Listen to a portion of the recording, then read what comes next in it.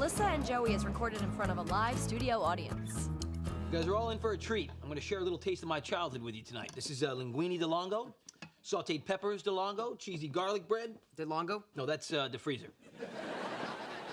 How come we have to wait for Lennox to come home? Because Ryder's hungry, and he's a growing boy. Like, calm down, Ryder. We'll eat in a second, okay? She said she'll be home by 6. Oh, come on. She's at the mall. She's probably eating fast food, you know, which is the way I like my food. So can we step on it, Longo? You're the one that wanted us to have family dinners every night. Don't you remember? Oprah came to you in that dream and said that kids that eat with their families stay out of trouble. And you woke up screaming, "Don't we all get free cars?" Yeah, well, I've thought more about it, and I have a better way to keep kids out of trouble. You tell them exactly what to do. Ryder, did I tell you not to do drugs? Yes, ma'am. And are you doing drugs? No, ma'am. There you have it. And don't call me ma'am. Yes, sir. Oh, there you are, my sweet child. Oh, I made them wait for you. So get this. The weirdest thing happened to me at the mall while I was in the ladies' bathroom. Oh my God, you are never going to the mall by yourself again. Mark, wait a minute. Before you go naming a law after Lennox, let's hear her side of the story. Continue, Lennox. Okay. This lady gave me her business card. Tasha de la Garza, Earth Models. It's a modeling agency. She was at the mall looking for fresh new faces. In the ladies' room? She said that I have a look that's authentic. Oh, okay. And how many authentic dollars is she trying to squeeze out of you? You were so suspicious. Okay, $500 for a training course. Honey, scams like this happen all the time. A woman stops you in the mall, says you're pretty, you hand over your birthday checks, never hear back, and then that pig-nosed Petty Dunlop makes fun of you saying, "Models are never that short, Mel Burke." Or whoever. Okay, Burke, so you got duped. Maybe Lennox is, an inch or two savvier than you are. Shouldn't she at least get a chance to see for herself? See what? The modeling agents just want anorexic zombies to hang clothes on? Anyway, Tasha was a model herself. And her agency's different. It's all about real girls with real bodies. She invited me to come by her office tomorrow. Okay, well, the only way you're going down there is with me. And when we get to Tasha's seedy, dream-killing lair, I'll show you what this filthy, dirty, stinking scam's all about. Hear that, Lennox? Your aunt is completely on board. It's all good, it's okay, it's all right, as far as I can see, it's all good, it's okay, it's all right, I guess you're stuck with me. Boy, you're right about this place, Aunt Mel. A seedy hellhole where dreams go to die. Okay, I was wrong. It's a penthouse where dreams go to die. You watch. Oh, there's Tasha. And she doesn't remember a single girl she hands her card out to. Lennox Elizabeth Scanlon, I'm so glad you made it. You have a middle name? Uh-huh. And this must be your Aunt Mel. She doesn't appear to be kicking and screaming. Inside. Lennox, I want you to meet some of the other models. This is Lee Chong and Nala. Why don't you girls show Lennox your portfolio so she can see the work that we do here? Thank you. Hey. Your niece has a special quality you don't often find in girls her age. Oh, you mean an aunt with a checkbook? Seriously, I mean $500 for a training course? I don't charge the girls that I scout myself. This isn't one of those fly-by-night agencies that bilk naive, hopeless wannabes out of their Sweet 16 money. Yeah. How pathetic. Nala's portfolio was amazing. And she told me that after the last shoot, they donated all the clothes to a homeless shelter. Wow, I hope all the homeless are a size 0. You know, Lennox, I sent a couple of those pictures that I took at you at the mall to a department store. They expressed interest. You hear that, Aunt Mel? I have interest. Yes, I know this is all very exciting, but aren't we rushing it? I mean, Lennox doesn't know the first thing about modeling. Do you know how to smile and wear a sweater? Yep. We're good. Today was the day, Joe. I walked up to Holly Rebeck and used that line you gave me. You look like Taylor Swift's prettier sister, only prettier. It's a vintage Longo right there. Back in the day, it was Alyssa Milano. Who?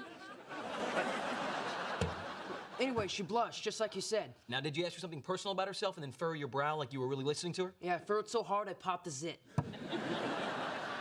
Way to commit, buddy. Way to commit. All right, so look, now your next move is to invite her over to the house for a little study date. My house? No, your beach house, player. Now, after you've been studying for a while, all right, you turn to her and you say, "Are you hungry?" Because I just happen to have a pizza made courtesy of my best buddy Joe. And then you suggest watching a DVD from the vintage Longo movie collection. So now you're over on the couch, you dim the lights, you slide your arm around her. And that, my young squire, is the beginning of what we call a serious date. I'm gonna ask Holly for tomorrow night. You think I should shave? Yeah. Yeah, that one crazy hair in your chin there definitely needs cutting. Oh, wait a minute. No, that was an eyelash.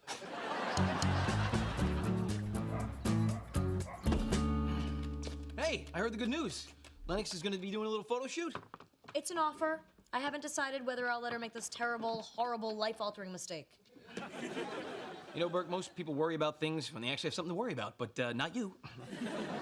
Hey, look, it all starts with one innocent photo shoot. The next thing you know, they're flying you around the world, paying you gobs of money, and for what? You know, standing there in your underwear? With wings? I just don't want Lennox going off the track, you know? I don't want to veer off and become... Happy, independent, huh? Her own person? Shallow, naked, Leo DiCaprio's arm candy. Look, I invested a lot in these kids, okay? I've made sacrifices to take care of them. I just have to protect Lennox. From what? Hey, Aunt Mel, Tasha needs you to sign this contract for the shoot tomorrow. Aha, from this. I want to protect her from this. Hey, be careful where you're pointing that thing. Let me see this. Oh, boy, this takes me back. When I worked at Scanlon, I'd pound through 4 or 5 of these babies a day. Examining the fine print, looking for loopholes, working late into the night. God, I miss my old life. So what does it say? What are they gonna pay her, like $1? Yeah, 750 of them. Holy crap, just for standing there in a fuzzy turtleneck? I guess I have what they're looking for. A face and a neck.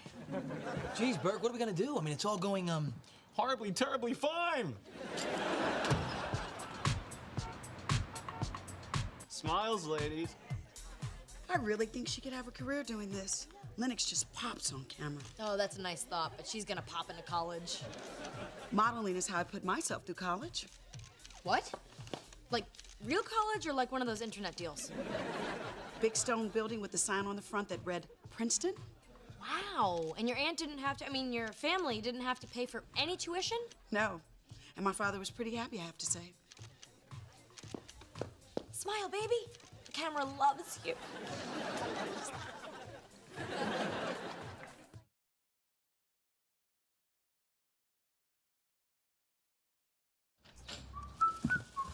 Hey, money guy.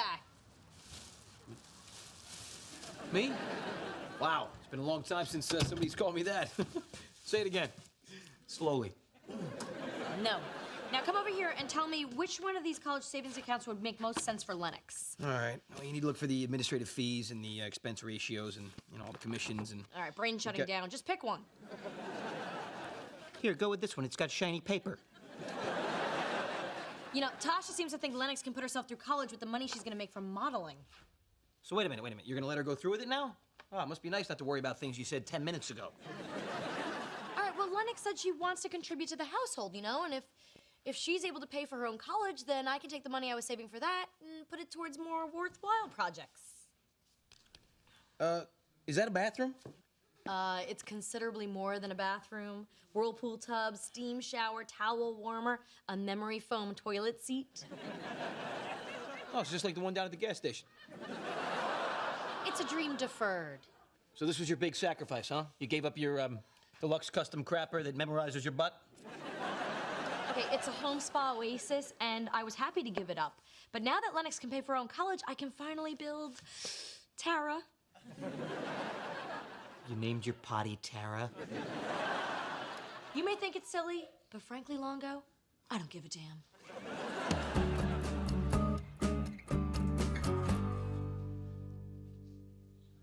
You're staring at me again, Ryder. Sorry.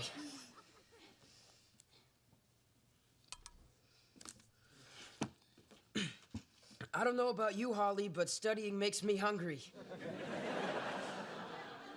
I just got an idea just now. How about we have a pizza while we watch a movie? Well, like, what movie?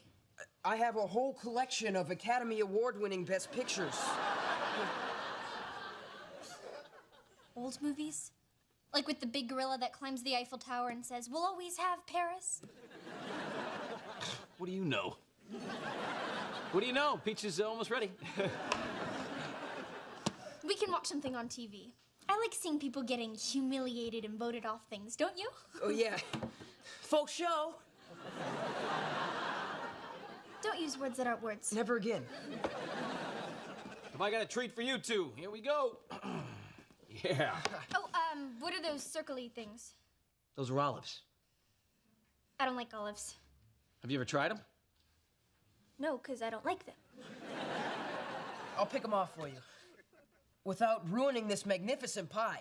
No, but it'll still have olive poo on it. Besides, it looks really greasy. Greasy? I think it's just shiny. Well, it's shiny because it's greasy. Okay, so no shiny, greasy, olivey, 4 hours in the making pizza then. So, TV's in there.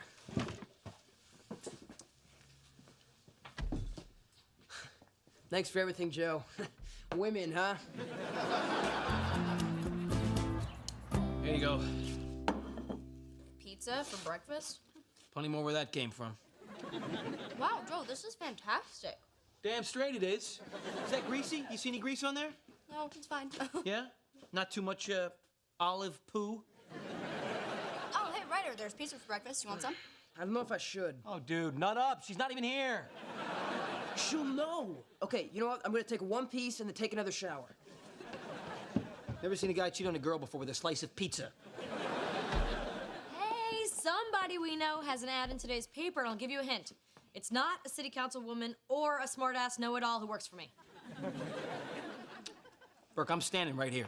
Oh my God, my first ad. There she is. It's my niece. It's you.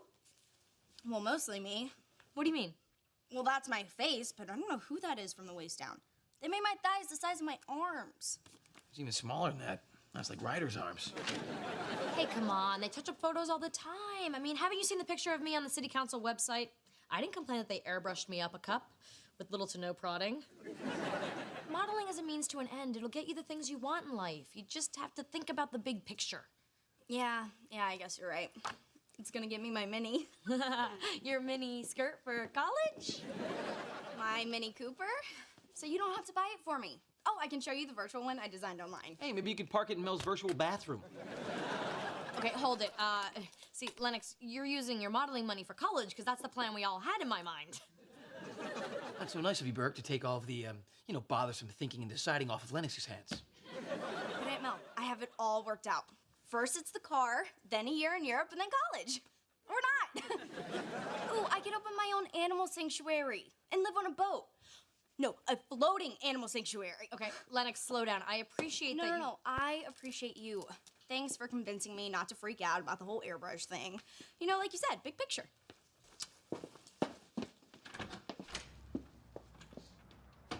Okay, she is way too young to be making these kinds of important decisions. Says the youngest council person ever elected in this city's history. Oh, sure, just throw my success in my face. Yeah, I think I just did. You know, don't give me that look. Want me to airbrush it? Like you own a brush.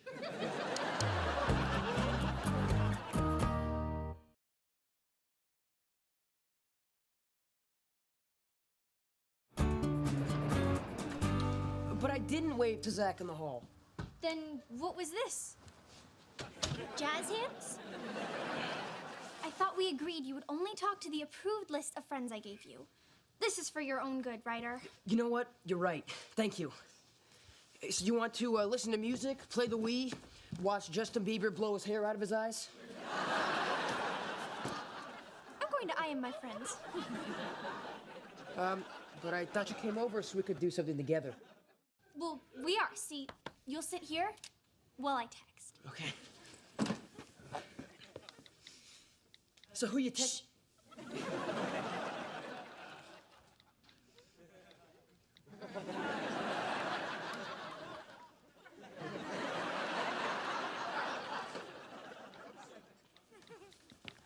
Where are you going? I'm just gonna get a snack. Nothing crunchy. Dude, come here. Look, I don't know how to put this to you delicately, but she is killing you, bro, okay? She has spayed and neutered you. How much more are you gonna stand for? I like her and she likes me. What part of you does she like? She likes my, she likes it when I don't fight back. What are you, married? Listen, Ryder, I know, Joe, I know. Help me, Joe. Help me. Okay, look, there is an exit strategy. Holly, I think you're unbelievably pretty. Well, yeah. And it's so cool that you're going out with me. Oh, stop. But it's just not working. Let me put this in reality show terms. America has spoken. I'm voting myself out of this relationship. Aw, that is so cute. But it's not going to happen.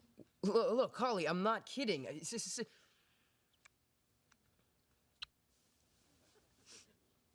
Can I get you anything?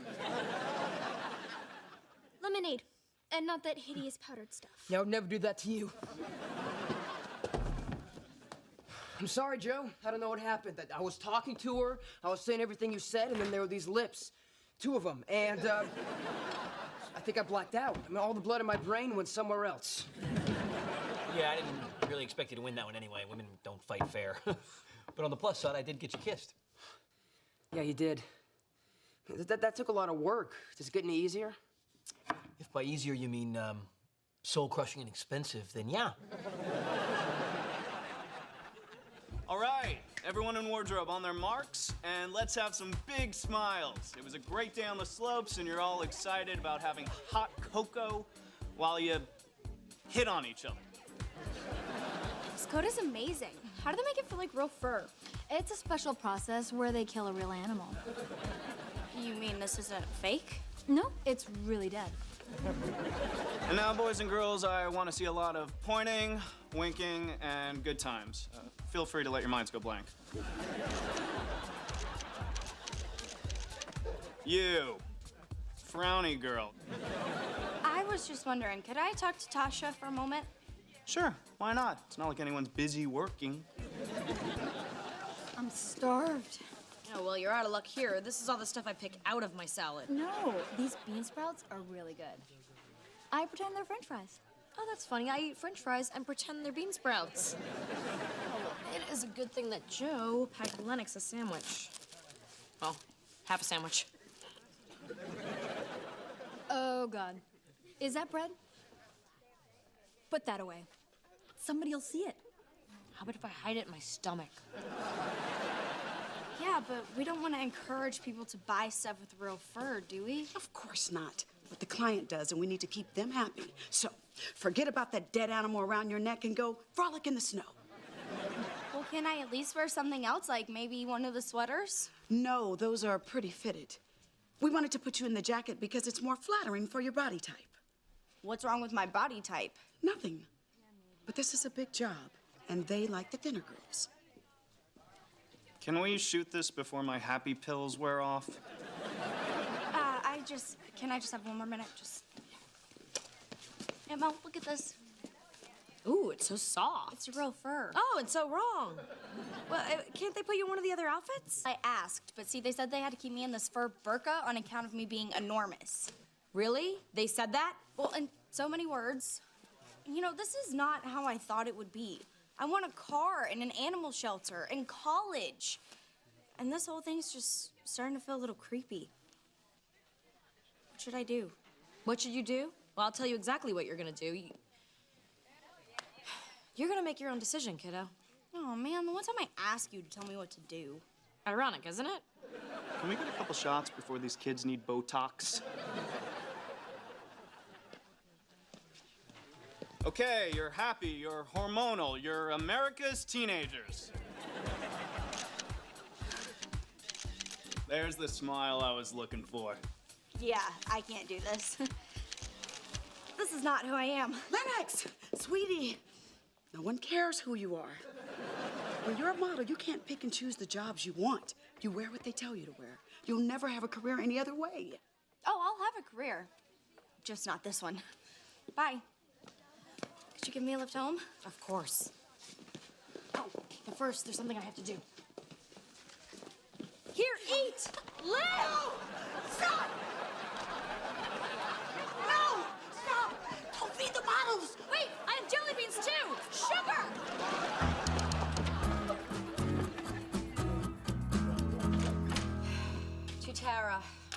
I guess you and I just weren't meant to be. You breaking up with your imaginary toilet? Why don't you just write a Dear John letter? Lennox isn't modeling anymore, so I'm back to paying for college, and, I don't even think I really helped her. Sure you did. You gave her some space to decide for herself, and she realized it wasn't the right thing. Not enough. Okay, how about this? You were right from the very beginning. Say it again. Slowly. Okay. You told Lennox that modeling probably wasn't the best idea for her, and you, Mel Burke, were 100% correct. You just didn't believe enough in your own advice. Because you told me I was wrong. You should learn to tune me out. Really? No, not really. You should listen to me at all times. Except when it comes to modeling. Oh, so that's your one weak spot? Yes, otherwise I really do know everything. Oh. So what's for dinner? Not a clue.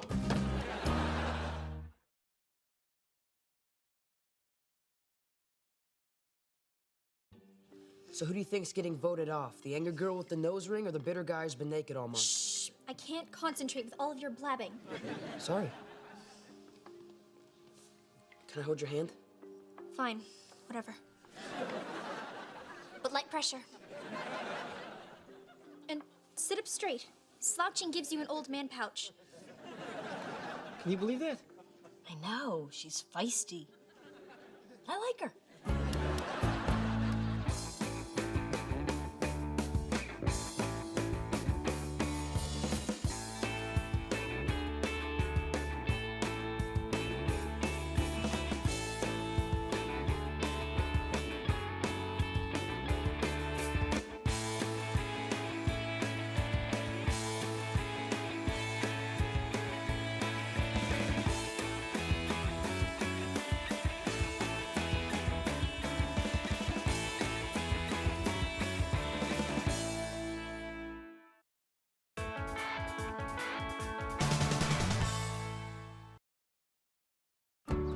Melissa and Joey is recorded in front of a live studio audience. There, done with the wedding favors. Oh, look at you. Who knew you were so skilled at attaching bows to useless crap? Huh. You're right. Listen, I intend to throw my cousin Emily the best damn lesbian wedding ever for under $5,000. Wow, if that were a reality show, I'd definitely watch anything else. So why are you going to all this trouble for a cousin that you never see? Because I'm a nice person who does nice things for people all the time. Especially when a crowd gathers. Okay, which do you think is better, chocolate cake or vanilla? Well, it's a wedding, so, I'd go with vanilla. Yeah, good thinking. Make that. No, I'm not gonna do this just for a couple of strangers. Oh, they're here. Nellie! Emmy! Oh, and this is Bianca. Bianchi, get in here. You're family now, or about to be. Oh my gosh, I can't believe you're doing all this ceremony, the decorations. You're just so... Selfless, generous, fabulous. You don't have to pick just one. Emily told me you're doing everything yourself. Well, not everything. I'm making the cake. Hi, I'm Joe. Come here, you two. Come on. Yeah. Oh, yeah. What, they're family. Hot family. It's all good, it's okay, it's all right, as far as I can see, it's all good, it's okay, it's all right, I guess you're stuck with me. So anybody can make an okay wedding cake, but to make a great wedding cake, you need the secret ingredient. Love, scaffolding. Ryder, forget the cake. This wedding video should make a statement about gay marriage and how our intolerant society refuses to accept it. We could totally stick it to all the homophobic weasels. Okay, honey, just make sure you get my good side. Hey, Joe, you want to see a picture of Emily naked? Ooh, I do. Yep.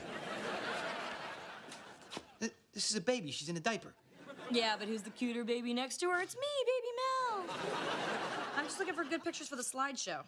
Oh, is that the school play? Yeah, I was Peter Pan, and she was Nana the dog. Well, the back end of the dog. Oh, and here we are at our camp swim meet. I got first place. She got pink eye. I'm seeing a pattern here, Burke. You were always the star, and she was basically the dog's ass. Yeah, but despite that, we were like sisters, until puberty. That's where she finally came in first. Oh, yeah. Wow, no offense there, Berkey, but she left you in the dust there. It's dust with a double D. And yet, I still beat her out for prom queen. With love and respect, how? Oh, well, she was suspended from school and banned from the prom. I mean, it wasn't anything I did, you know, or planted in her locker that the principal found, like schnapps. I see. So that's why you're doing all this, because you still feel guilty. A little. And I want the whole family to see that Mel Burke has changed. So I am unselfishly giving Emily the greatest gift one woman can give another. A kidney? I'm letting her get married before me. And if she ever needs a kidney, she can die knowing she got married first. It is every dead girl's dream. And the napkin color is selected. It's ivory by a landslide. Suck it, Peach. All right, who wants to go outside and talk flower placement? Oh, I would love to, sweetie. Whatever you want. I'm sure it'll be beautiful. Okay. Oh, I see you found Mrs. Right. Look at you getting all married before me. Looking good. Oh, you think it looks good now? Wait till you see it with the frosting on it. Because the frosting will be the icing on the cake. Must be hard to focus on your work with all these hot women in the house. Yeah, it's hard, but you know, I find a way to soldier on. You know, I wouldn't mind having a hot guy in my house.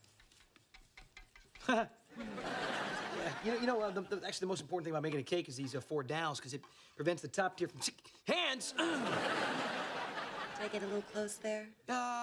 Maybe. Bianca, Emmy wants you out there to approve centerpiece placement. And by that, I mean nod at what she's already decided. Isn't that what marriage is all about? Oh, look, cake toppers. I had to buy 2 full sets and throw away the grooms. Bianca just hit on me. Very funny. I'm serious. She just put her hands on me. Bianca, and you're clear on what a lesbian is? I thought so. Okay, show me on the bride where the bad lady What, touched you. I'm serious, all right? She just touched me. Yeah, well, people touch people all the time. Wow, you really have an unbelievable ego. Well, I have an unbelievable ego. You're the one making this whole day about you. I mean, come on, have your wedding at my house. Look at all the amazing things I'm doing for you. Check out my hot nanny.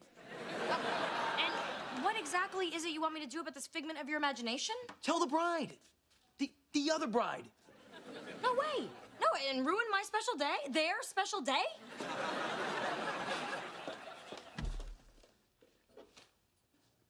You saw what she did, didn't you?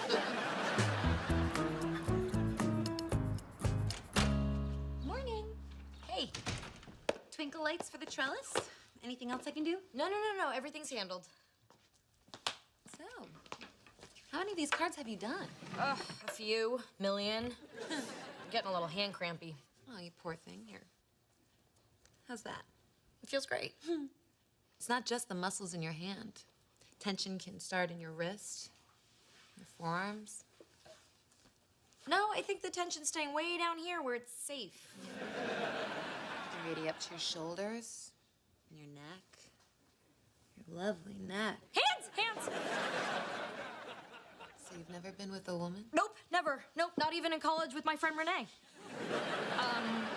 I better drink the lights.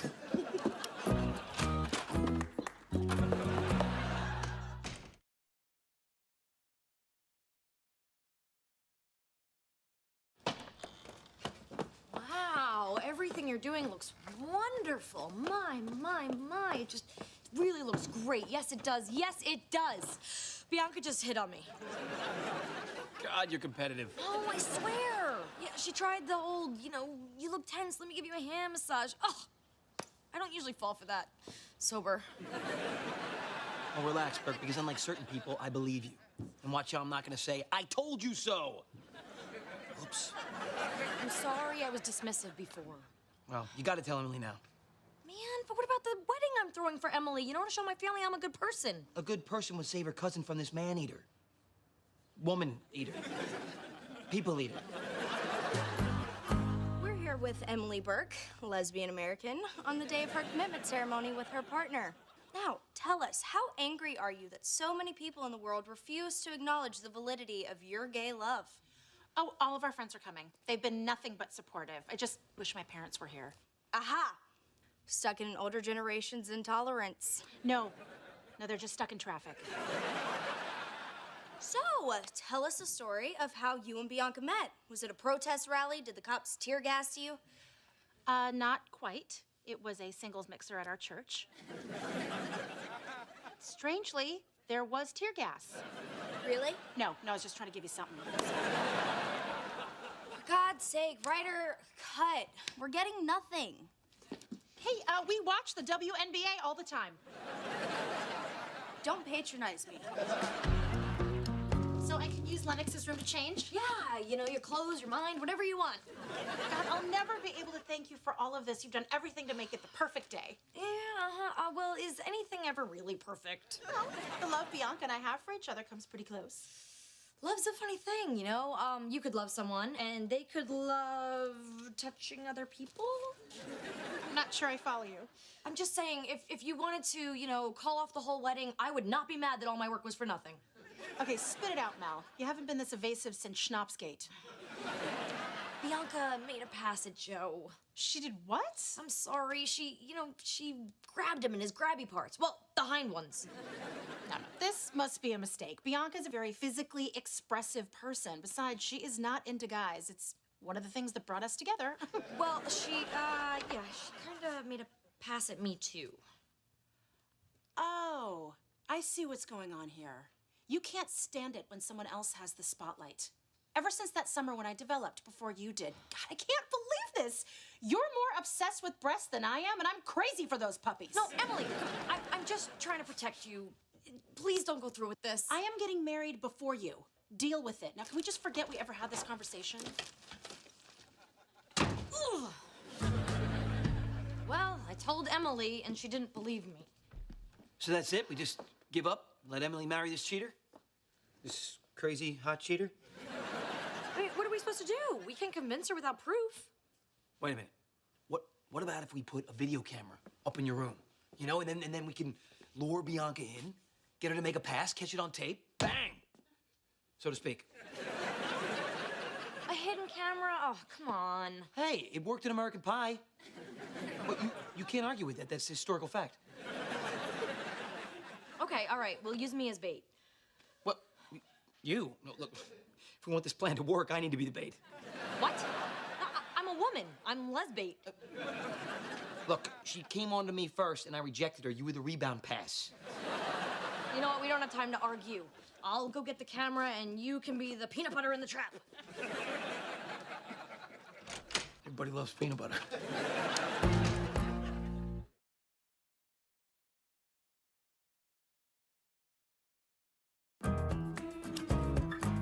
That's it. We interviewed everybody and got nothing. One bigot. Is that too much to ask? Yeah, damn supportive wedding guests. Hey, you guys running this show? Yeah, are you with the bride or the other bride? I'm the caterer. I got a van full of chicken Kiev. Wait, brides? Is this one of those same-sex jobs? Roll camera. We were wondering if you could expand a bit on your feelings. If you have anger, we want to hear it. Don't hold back. Gay weddings, go. Don't like them. Yeah, but if you're making money off of something you don't believe in, aren't you being a hypocrite? Huh? Aren't you? You're kind of putting me on the spot here. No, you put yourself on the spot. By catering this wedding, you're encouraging this. Wow, you're right. I really wish you hadn't told me that. I feel like I'm a disgrace to catering. Yes, man, we nailed it. We turned over a rock and exposed raw prejudice. I totally made him squirm. No, you totally made him leave. With all the food for the whole wedding. Don't blame me. Blame ignorance and intolerance. Yeah, well, since neither one of them seems to be here, I'm gonna blame you.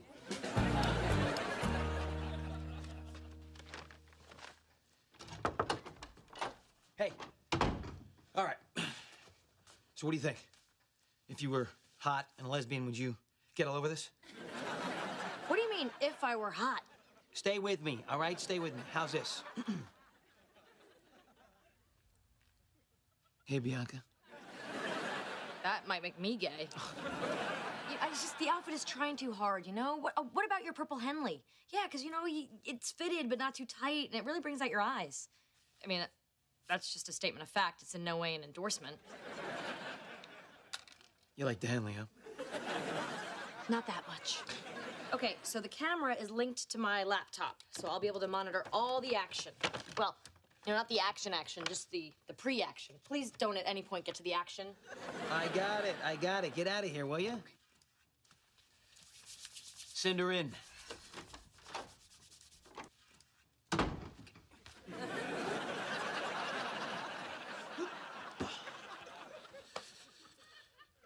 Oh, yeah, I'd ride this ride. Peanut butter. Oh, excuse me. Mel told me this room was available. It is. Very available. As well as anything you see in it. Let me take that dress for you. I'll just hang it up over here. Smooth, Longo. What are you doing in here? Anything you want me to be doing. For instance, I could help you with that bag. And just put it right over here.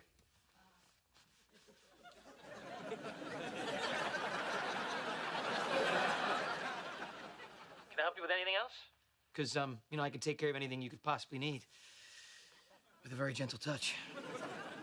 Well, I guess there is one thing you could do for me. Yeah. Please leave so I can get ready. Well, are you sure? Bye. Well, 'cause I got other shirts.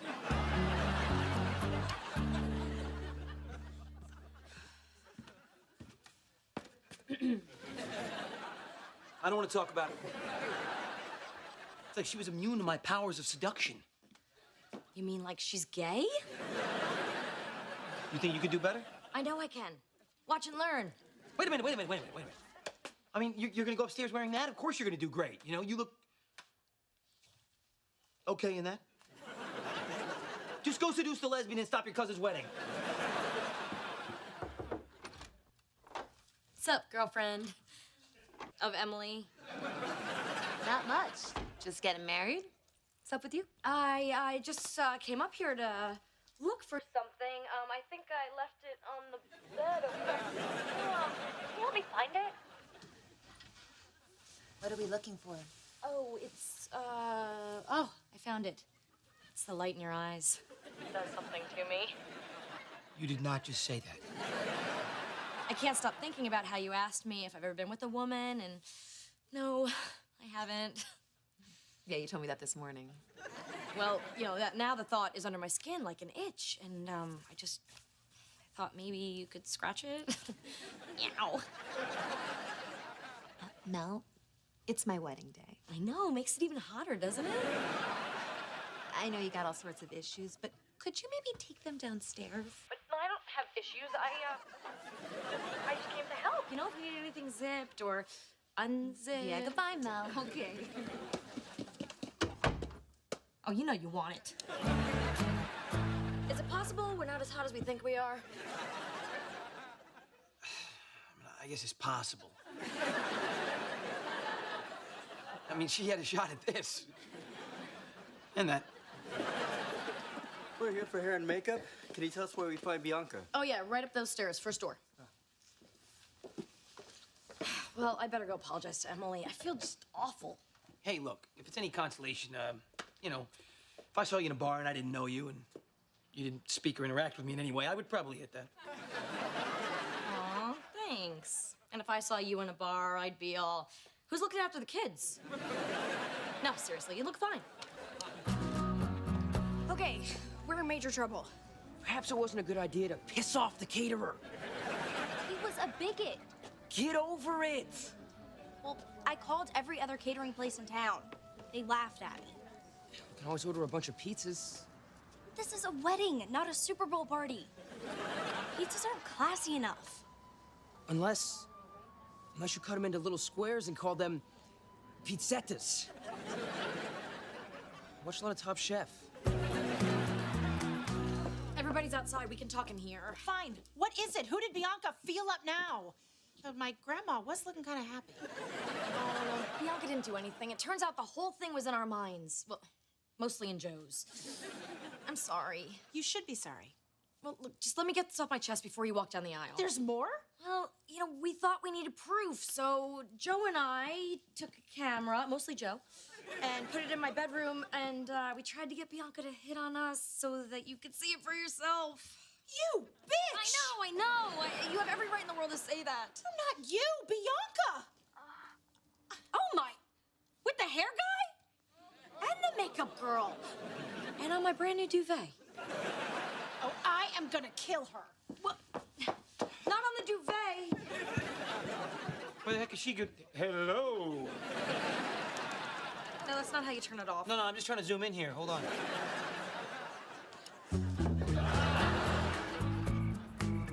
Boy, canceling the wedding sure throws a wrench in the honeymoon. Hey, you should still go on the cruise. By myself? Yeah, sure. I mean, maybe you'll meet somebody nice. A whole boat full of like-minded ladies. To a whole new start. Oh, thank you, Melly. And I'm so sorry I didn't believe you about Bianca. I understand. I don't have the best track record. You know, but I really was just looking out for you. I know you were. And hey, you know what? You could still beat me to the altar. Doubt it. There isn't anybody I can see that happening with. Ladies, can I offer you some pizzettas? If you like them, I have 5,000 more of these in the kitchen. Oh, by the way, I loaded up your car with the first round of presents, okay? Even the one that was vibrating. Thank you, Joe. That's it's my toothbrush. I'm just gonna go turn it off.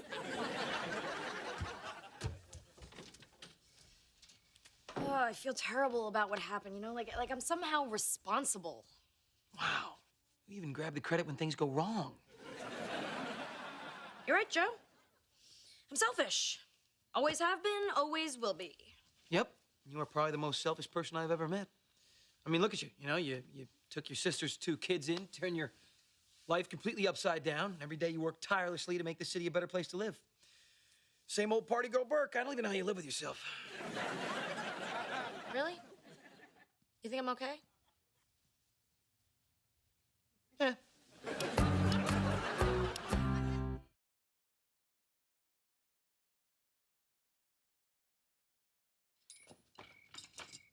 You know, this cake really is a thing of beauty. Yeah, thank you. Sturdy as a rock, too. You won't be able to knock that thing over. Go ahead. Give it a try. Good luck. Wow, as fun as that sounds, I actually prefer to eat my cake. Yeah? All right, well, first of all, you have to cut the cake correctly. Yeah, I know how to cut a cake. No, obviously you don't know how to cut a cake, okay? Because you were trying to cut it, but it was not correct. You need to cut it like a pie, all right? So look, you kind of go in like this, and you scoop it up under. Perfect, and you put it on the plate. Boom, just like that. All right, let's see. You gonna give it a taste? Go ahead. Huh? What? What's the matter? Yeah, it's not very moist. Not moist? What are you talking about? Here, try. It's perfectly moist. You know what? No, you're wrong. It's actually very, very moist. You know, the thing about it is that I just don't think you had a big enough bite. See?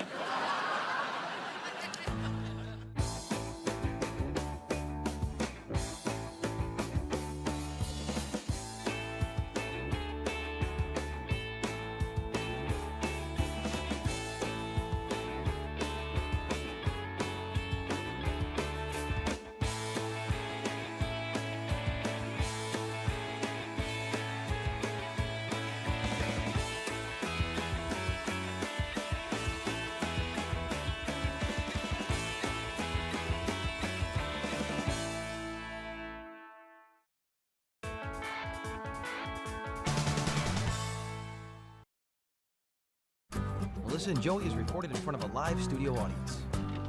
Thanks to a certain city council person, me, Christmas comes early this year. 3 new electric buses for the city of Toledo. Not only are they green, but they also have that new bus smell. Where are the kids? They know I like a little applause when I get home. Big school project. Ryder is upstairs bagging up old bedding to send to Haiti. Lennox is out in the neighborhood collecting shoes to send to Haiti, and I am stuffing envelopes asking for clothes to send to Haiti. It's all about, the Haiti. Well, don't leave me out. What can I do for Haiti? Lick this.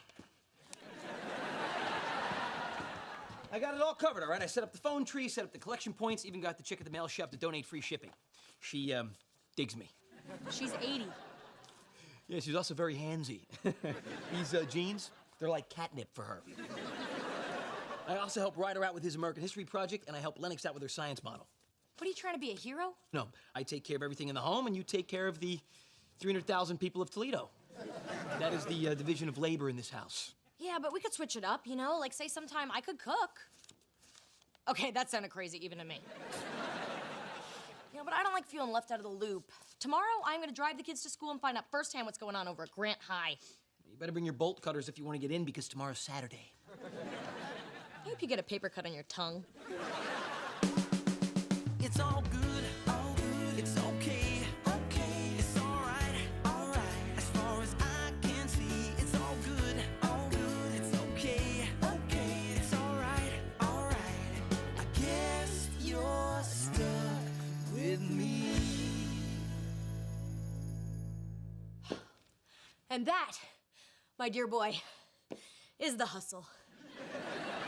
All I said was I wonder if they still make vinyl records. I don't think either one of us deserve to go through that. Well, that was the most supremely crappy day of my life. Oh, what was it, honey? A zit or a cramp or a guy ignored you? Because I had all three. Okay, can we say on me? Because I got a D. My English teacher, Mr. Skimpole, gave it to me. He is such a colossal tool. Lennox, it's disrespectful to call your teacher a tool. Oh, no, it's a known fact. He's the tool that the other tools make fun of. The assignment was to write a sample chapter for a novel, and Mr. Skimpole eviscerated mine. He said there's no way it could be turned into a 200-page novel. He said I have no sense of character development or story structure. What kind of an educator is that? The tool kind. And I told him it could so be a novel, and I could write it too. Absolutely. You need to stand up to naysayers like that. When I was gonna run for city council, they told me I was too young. I was too green. I was too blonde. But did you show them, Aunt Mel? Oh, but I showed them. Yeah, and you can show that tool, Mr. Skimpole. Hell yeah. I'm gonna write that novel. I have like a whole week and a half. A week and a what?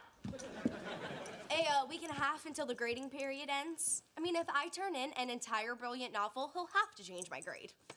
I'm gonna get started. That a girl? Wow, 10 days to write a whole novel? She's out of her mind. I know, it's gonna be great. Hey, you're a big fan of my tri-tip, right? Oh, I love it. That's good to know. I didn't make any of that tonight. What I do have is leftover fried chicken from last night that you can reheat, okay? Because I gotta get to a booster club meeting. Whoa, booster club? At the high school? I'll go. I mean, let me give you a break from all this, kid-related activity. Nah, these parent volunteer meetings can be very tricky. You know, I've already sort of established my position in the pack. You're gonna be like fresh meat to these booster ladies. You know, sort of like a lame zebra at a watering hole. Please, I'm in politics. You think I'm intimidated by the high school booster club?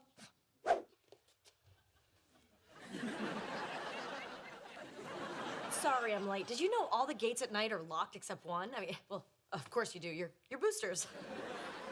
Sorry, just, go ahead. Don't let me, interrupt you. Too late for that. Who are you? Mel Burke. Excuse me.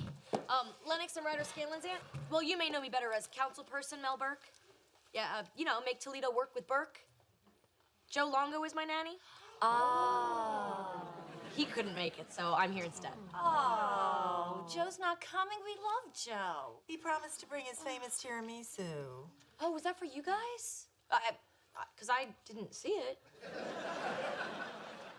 Okay, back to the agenda. The annual fundraiser. Auction items. More ideas? I'm donating 3 sessions with my brother, the chiropractor. Yummy. And Evelyn, I remember you said you were donating 6 hours of home decorating consultation. Yummy. Oh, and Laura promised 2 lavish spa packages at Les Visage Vert. Mel Burke, councilperson, 7th District. I have an exclusive item I'd like to donate to the auction. Attend a hearing of the Toledo City Council as my VIP guest. Will you have a great time? Aye. Great. Good to have some backup ideas. Okay, next item. You didn't write it on the board. Okay, how do I put this nicely? Perhaps if you had been at a few meetings, you'd know what it is we're trying to do here. Well, thanks for nicing it up for me. So, Glynis, what's this I hear about you offering up your condo for a weekend in Vail? Wow, a weekend in Vail? Double yum! good work. Yes? I have another item I'd like to donate. Really? Is it as good as the last one? I don't know how it could be. Well, imagine this. The greatest night of your life. Your house, organized. Your dinner, gourmet. Your children taken care of by the greatest nanny this side of Mary Poppins, Joe Longo. You're donating Joe? Yeah, I am. The best night of your life with Joe Longo. That's a yummy. I had no idea Joe was such a generous man. Oh, yeah, neither does he.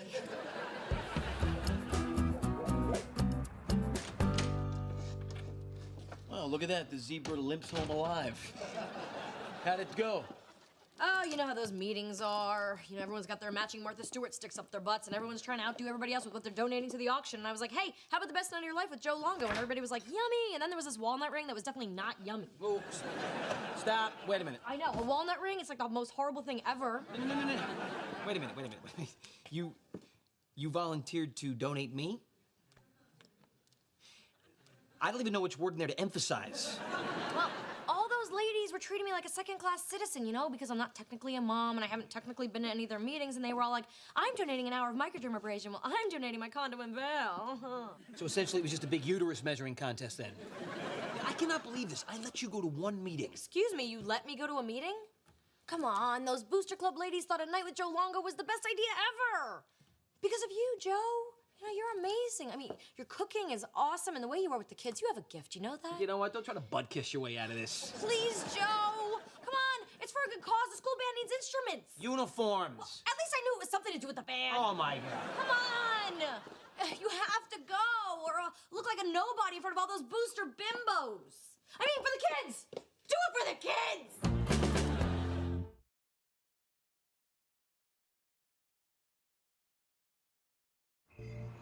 Ladies and gentlemen, the auction will begin in 5 minutes. Would you lighten up?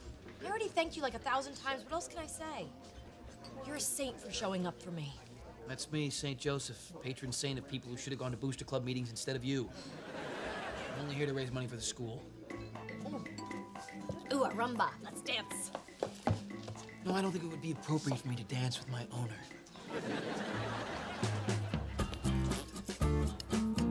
Ridiculous objective correlative. Overblown drivel. Stupid garbage derivative. Lennox, what's up? You okay? No. Writing a novel in 10 days is a lot harder than I thought. All you wrote is A-H-H-H. Yeah, it's pronounced ah. I don't know who my characters are anymore. I don't know who I am anymore. No, Lennox, you cannot let Skimpole win.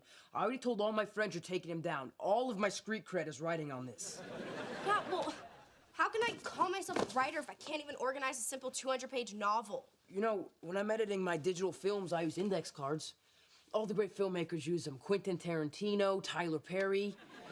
And what you do is you take the scenes or plot points and you write them on a card and then put them on a bulletin board and move them around.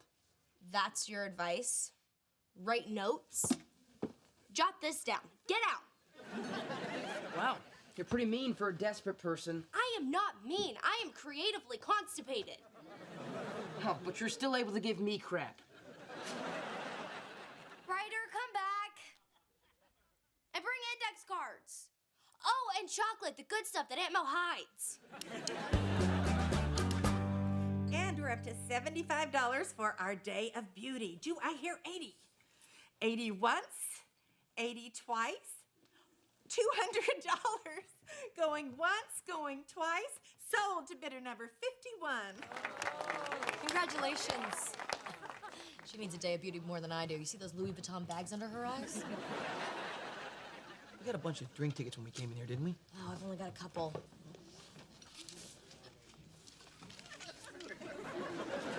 All right, don't judge me, okay? They jacked the Chardonnay up to 3 tickets a pop. And our next item, lot number 8. The best night of your life with Joe Longo. Dinner and childcare with a nanny per excellence, provided by Mel Burke. You provided me? Joe Longo. I gave her great material and she isn't using it. Come here. Wait, no, I'm not going. I don't want to go. Excuse me. Hi, I've got this. All right. Hey, what the? All right, let me tell you about Joe Longo, my nanny. I'm freelance. All right.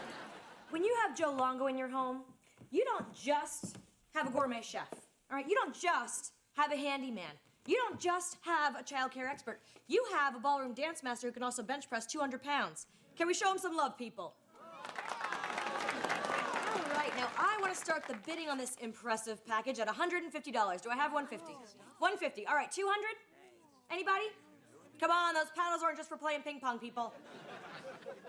Come on, do you want to be beat out by a gluten-free muffin basket? You kids need help with math? Columbia MBA in the house. He's not kidding around, people. All right, do I hear 200? 200. All right, 250? 250. All right, you know, take your jacket off. Strut your stuff. I'm not taking no, my come on, jacket take your off. I'm not taking my jacket off. All right, you I'll do take my jacket off. 250. All right, do I hear 300? 300. 350? Anyone? 350. 400? 400? 450? Come on, people, how bad do you want it? $1,000. $1,000? Seriously? She said it. Shut up. No backsies. All right, $1,000 going once, twice. Sold to Trisha Atlee Singer. 1,000 smackaroos for the band instruments. Uniforms. Uniforms. Did you see that? I just went for more than the condo in Vail. Once again, Joe Longo brings in the cash. I know. Let them try to look down their noses at me now after I gave them the most desirable item in the auction. Item? Now I'm an item? Yep.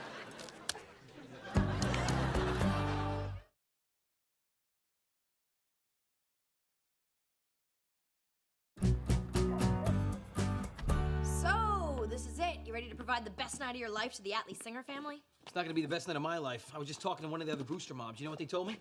Trisha's got 4 kids. Yeah, little kids. So, you're great with kids. You know, Ryder and Lennox. Ryder and Lennox don't yell "white me" from the bathroom. It's not gonna be a problem. You'll be fabulous with the kids. Just be prepared. So what should I do? Bring some finger paints and a puzzle? Sure, and if that doesn't work, try a juice box filled with vodka. Are you crazy? I'm not giving alcohol to kids. Of course not. The vodka's for you. You bring duct tape for the kids. You're gonna make a great mom someday.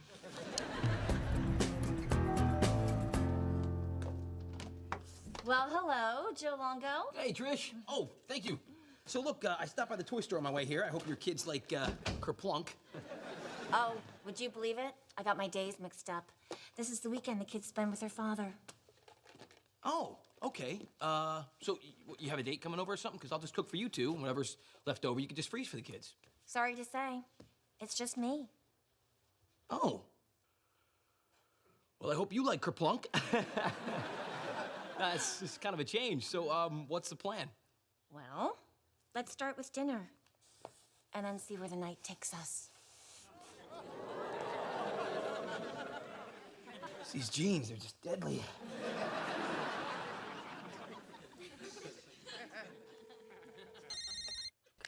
Joe, is everything okay? Yeah, it's fine. I was just, you know, calling to check in, just to see if you were tired of it. Tired of what? Being wrong. You said tonight was gonna go great. Why? Did something happen to the kids? Wouldn't know. The kids aren't here. Oh my God, did you lose them already? No, I did not lose the kids. No, it's just me and Trish here in her love lair. Apparently, she thought the Joe Longo package includes Joe Longo's package. What? Well, get out of there. Oh, I see. Now you care about what happens to me, huh?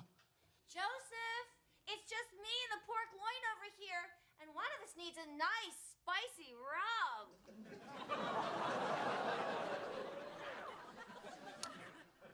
She paid a lot of money for this. I gotta go. Joe! Joe! Don't do it!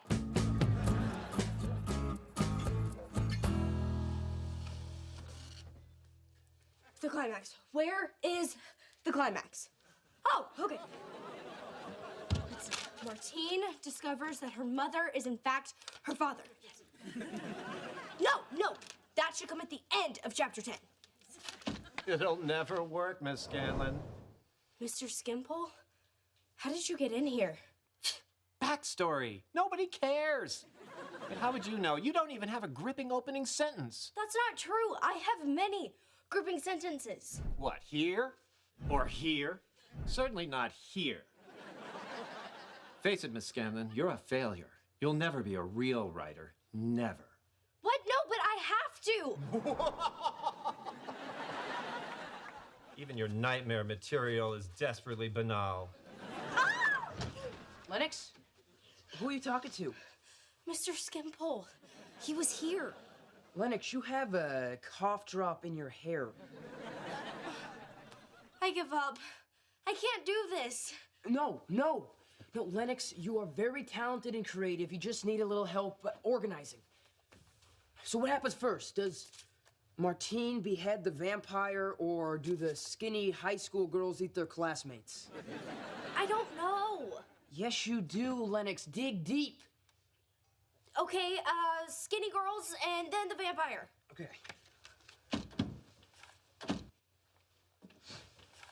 Oh my God, that works. Ha! Take that, Mr. Skimpole. Hey, thanks, Ryder. Oh no, don't thank me. Thank Tyler Perry. Okay, dinner is all set. Just need to stay in the broiler for like 20 more minutes. A lot can happen in 20 minutes. Can I tempt you? With some wine? No, nope, not for me. Not while I'm working. That's what I'm doing here tonight. Just doing my work. Well, there is something I wondered if you could do for me. Something I need a man for. Would you change that light bulb for me? Look, Trish, I'm gonna have to draw the line in the sand right here. There's no way I'm gonna change the light bulb. Yes, absolutely, of course. I'd love to do that. Yeah. This one. All right. You have a little step ladder or something? You can just stand in the chair. You don't, okay. Fine, sure. Wow, look at you. Such animal grace. That's, yeah. Here, let me hold you so you don't fall. You've done this before. Yeah, but we can pretend it's my first time. Could that be? I don't know, but I'm gonna light a candle for whoever that is. Mel Burke? Hi. Mel, what are you doing here? Yes, what is this all about? Oh, quality control. Just, making sure my auction donation person is being enjoyed by the lucky lady who won it. Him. Ah, that's great. Come here, let me ask you something.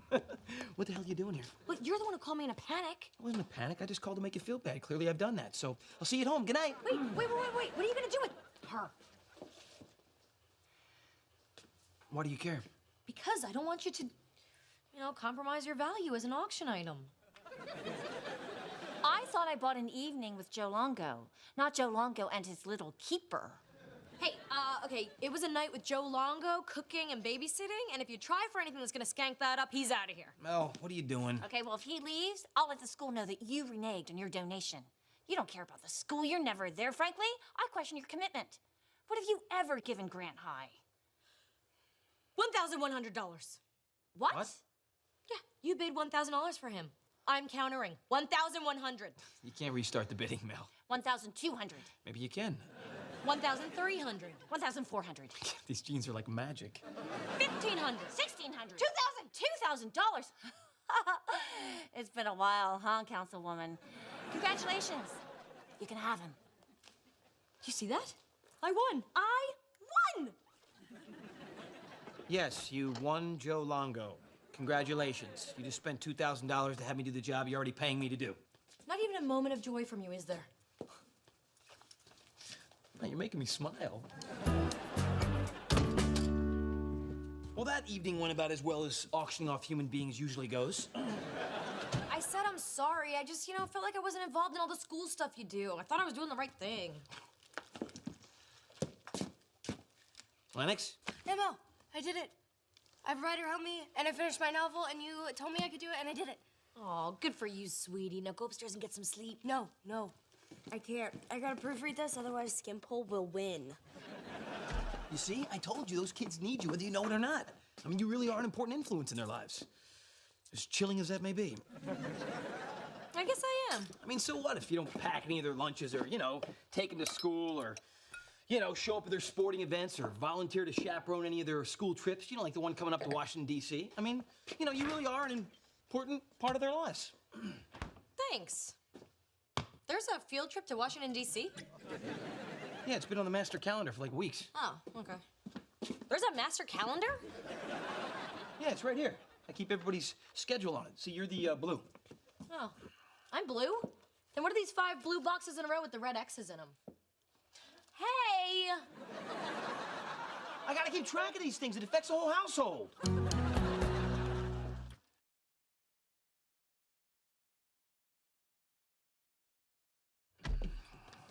Oh, Joe. Don't even think about it. What? I was just gonna say there's mustard on your shirt. What? Well, I heard back from Mr. Skimpole about my novel today. Oh, are you okay? Do you want me to get the ice cream out of the freezer now so it's soft like you like it? Hey, Mel, before you go drowning your sorrows in ice cream soup, let's hear about what actually happened. Go ahead. Okay, well, because I was so tired and Ryder was rushing to help me finish, we didn't actually get all the Post-its out of the manuscript, and some pages still had notes written in the margins. Oh, man. Mr. Skimpole thought the Post-its were a bold, stylistic choice. Quote, the author's comments on her own work created an exciting, postmodern vibe. I got an A. What? Woo! That's fantastic. I knew you could do it. So, Lennox, tell us, what is your novel about? I don't explain my work. I don't have a clue.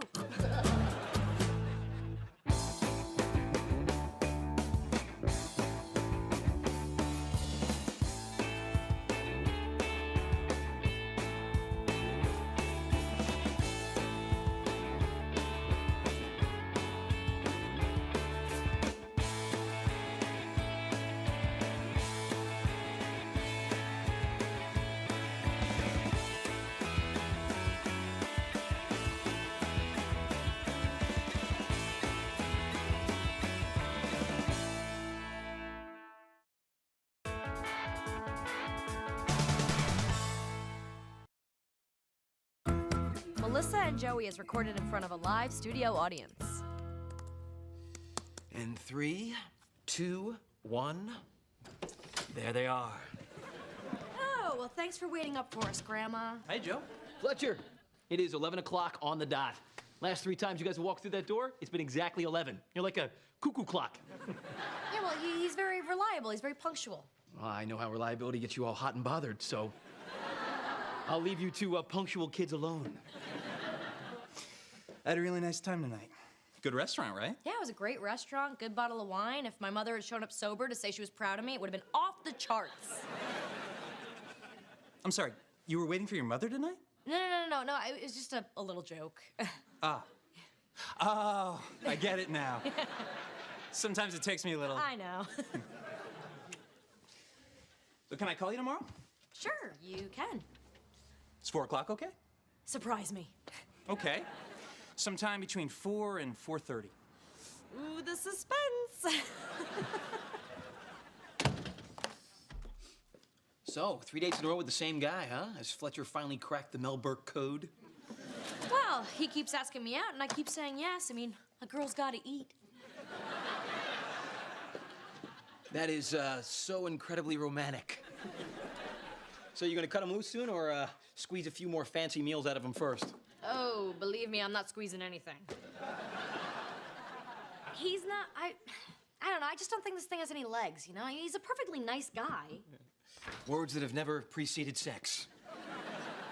The problem with him is, I don't know what the problem with him is. You find something wrong with every guy that you go out with. Not true. Of course it is. Why, Charlie stared at you too romantically, right? It made you all nauseous. And then there was a Jonathan with those massages. Yeah, well, his hands were cold and slimy. I mean, it was like when I touched the eel at the aquarium, but at least the eel had a little electricity. And then there was that other guy you went out with. What was his name again? Sasha? Yeah, Sasha. What was wrong with him? His name was Sasha. All right, fine. I'll give you that one. I tell you, you really do find the flaws in everyone, though. I'm glad you're not going out with me. God knows what you'd find wrong. Oh, do you want the full list, the top 10, or just the bullet points? You have a list? Do I have a list? All right, let's see. For starters, your arms, yeah, they're way too big. And, oh, you always have an answer for everything. That's only because when Look, you don't have to swagger into every woman's life with your tool belt and hammer away at her problems. First of all, I don't hammer away. I fix. Oh, well, what if we don't need fixing? God, wouldn't that be great? Oh, there it goes. Adios, Fletcher. Well, I just don't think... Look, he's not the future Mr. Mel Burke. And there's your problem. It's all good, it's okay, it's all right, as far as I can see, it's all good, it's okay, it's all right, I guess you're stuck with me.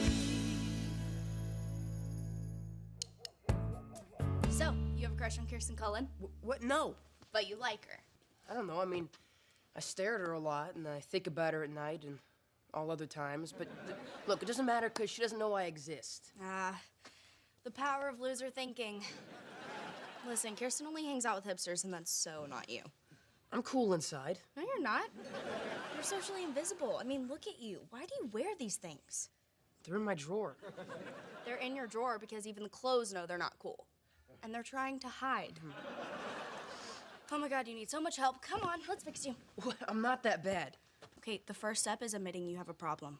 But I'm not... Admit it. Fine. My name is Ryder and I'm not hip. Help me, please. Okay, first lesson. Hipsters don't say hip. Aunt Mel, look at you. I'm turning the knob up to sizzling and going out with my girls. Wow, Burke. All this for a man you're about to dump. It's kind of cruel. Okay, this is not for Fletcher. Whose flaw I figured out, by the way. He just doesn't get you. Yeah, it's like when I say something. He never volleys back. Yeah, I have to wait forever. And then he just leaves you hanging. Like meat on a hook. By the way, tri-tip tomorrow night. So then where are you going? Looking all like this. Oh, some of my college girlfriends threw together a last-minute Sex in the City of Toledo night, so I'm going to get my Cosmo on. Oh, well, don't drink too much. Yeah, that's not gonna happen.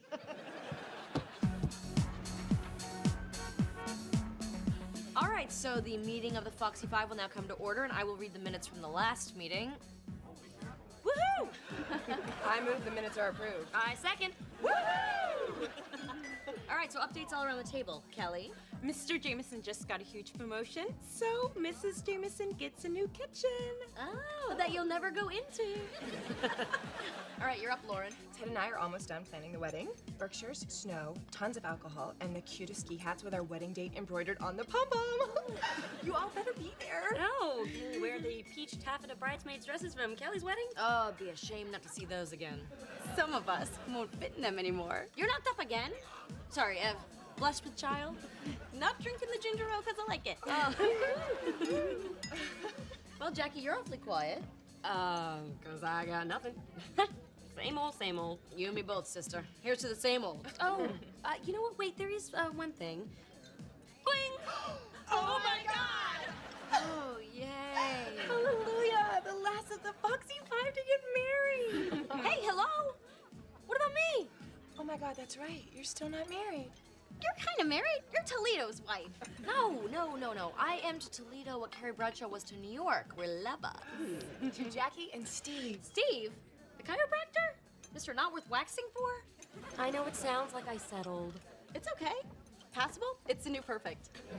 Come on, we are on the wrong side of 30. I just sort of felt it was time to get real. I mean, the music stopped, and I just sat down at the nearest chair. Well, good for you. And while you're all off being married and popping out adorable kids that will one day give you the finger, trust me, I've seen it. I will be your cool single friend, and you'll all be wildly jealous of my freedom and lack of stretch marks, so let's drink to that. Woohoo! Anybody?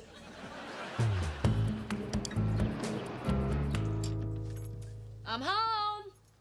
Oh, good. Hey, here are the latest roses from Fletcher. And a trash can at the ready. Ha ha ha, very funny. Now, these are beautiful. Yeah, so, dump them? Actually, no. I want to keep them. I'm sorry, did you hear me? I said that they're from Fletcher. Yeah, I heard you. Blonde, not deaf. We're still talking about Fletcher McKay here, right? Laugh a minute, Fletcher. Yeah, look, Joe, I was thinking a lot about what you said, you know, about me pushing men away and finding flaws, and yeah, I think you're right. You know, nobody's perfect, and I think I'm gonna give Fletcher a try. Because sooner or later, the music stops, and you gotta sit down. This music you're talking about, does anybody else hear it? Is it like a polka?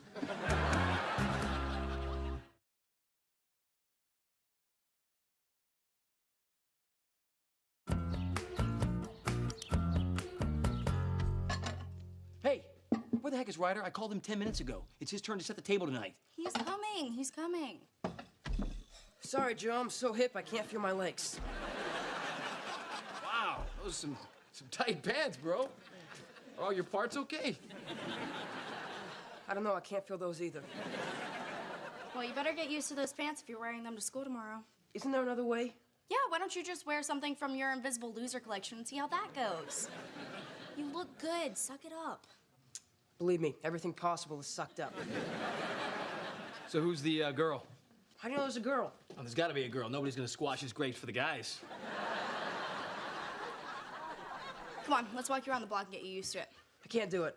Think of Kirsten. Kirsten. Not working. Hello. Hey. Wow, nice jeans. I have the same ones. I bet in the same size.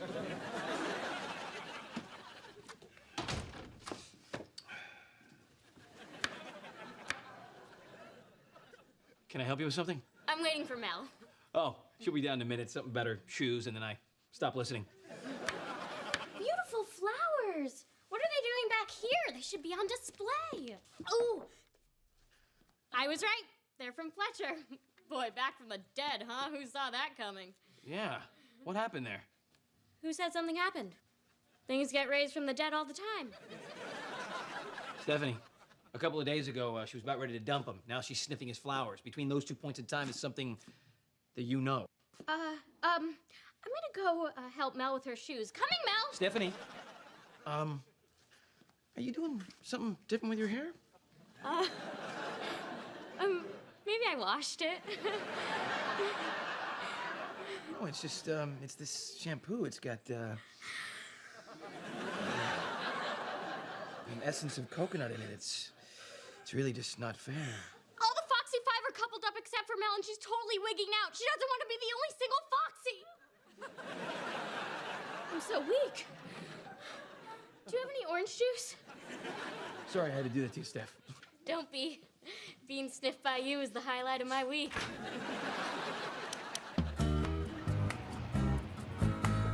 What do you say to lunch? Well, hello, lunch. How you doing? I'm sorry. Backspace. I'd be delighted to have lunch.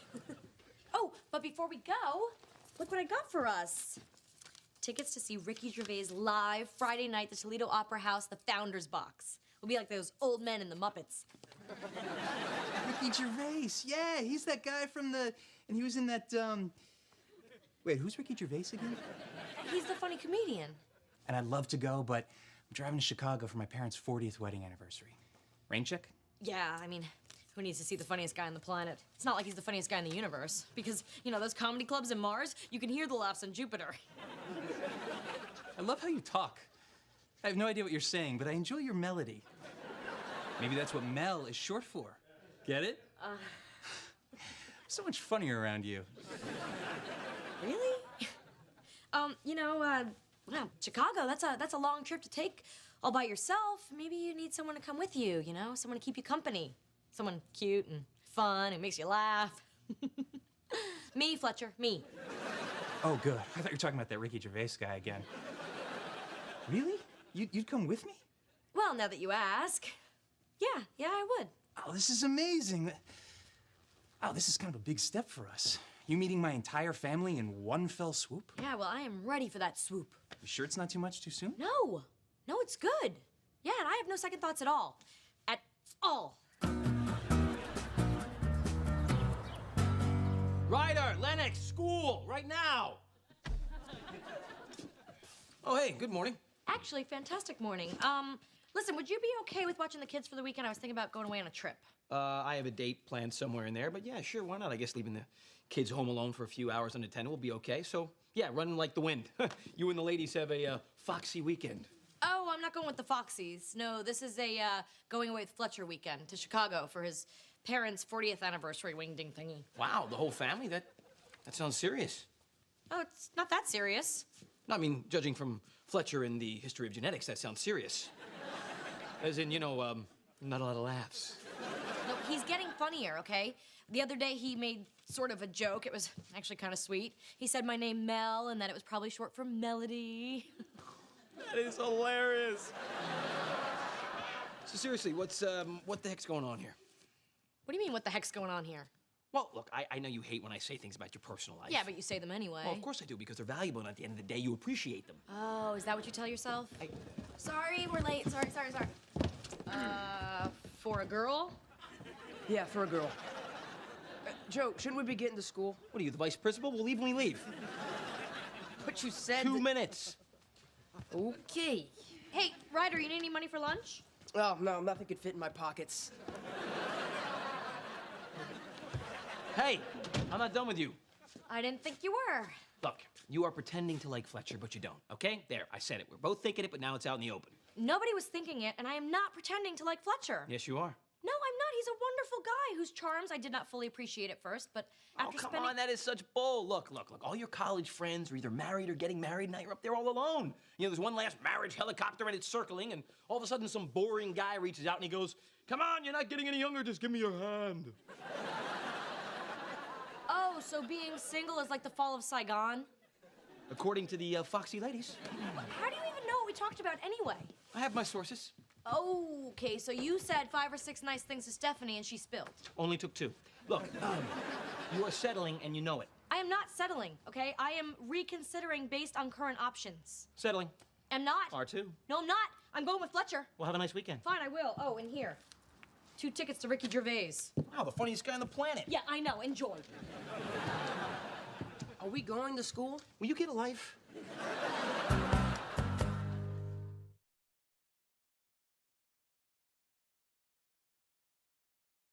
Well, I am all ready for a big weekend with your parents. What weekend? Huh? How'd you go in there? I'm on a roll, right? Yeah, you are a pistol. All right, so just don't do that again, because you might hurt yourself. Okay.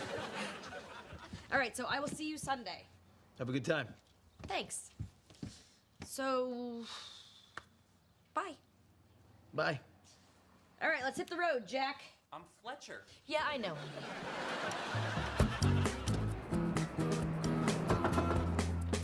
Kirsten, come in. So, your brother left these in class today. Actually, he dropped them and ran when I said hi, but, you know, figured Ryder might need it for homework. Okay? Wait, you know my brother's name? Yeah, we share a table in earth science. We actually made a fake fossil together. Oh yeah, he sleeps with that thing. I mean, he keeps it on his nightstand.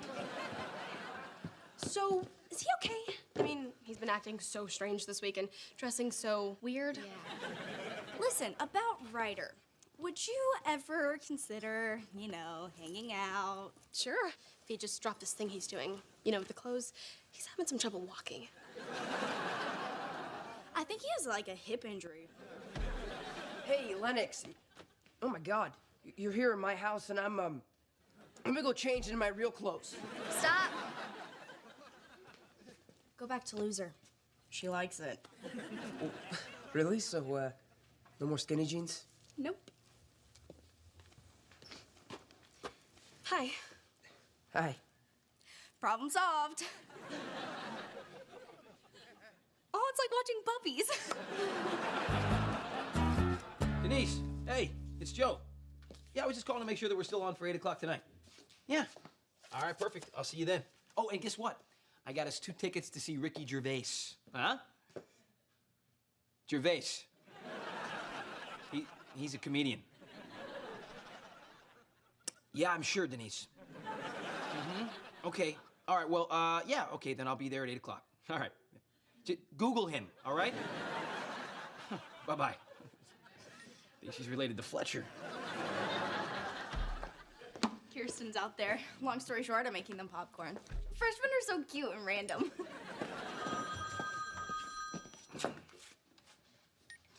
Longo. Hey, Mel. I expect to hear from you. What? Yes. I'm on my way. I'll be right back, okay? So make sure you finish your chemistry homework and don't burn the place down.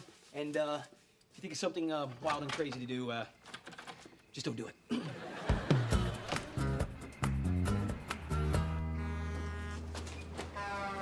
Mel, he left you in a rest stop in the middle of nowhere? What kind of a guy leaves a woman in a place like this? Joe, calm down, okay? Thank you for coming, but you don't... No, I want to wring his little scrawny lawyer neck out. How could a guy do this to you? Joe, I did this to me. You...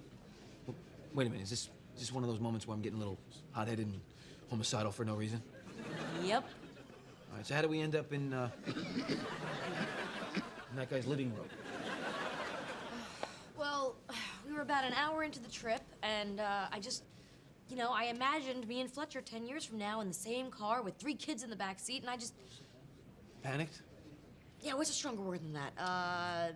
Mentally hurled? Yeah, I mean, that's 2 words, but you get the idea. Yeah, we stopped for gas, and Fletcher went inside to pay, and I jumped out of the car. I left my cell phone and my bags, and I just started walking. Okay, running. Wow. I'm sorry. I mean, he seemed like he was okay. He was. He was massively okay. And together we were perfectly okay. But I just want more than okay, you know? Hey, Fletcher. I've been driving all around looking for you. That's so sweet. Are you all right? Yeah, Fletcher, I owe you an apology. I shouldn't have run off like that, but I just had to because... It's all right, as long as you're safe and all. I guess it just wasn't the right... Timing? Yeah, the right timing. Well, guess I should get back on the road. Sure, thanks for bringing my bags. Hey, Joe. Take care of her. You got it.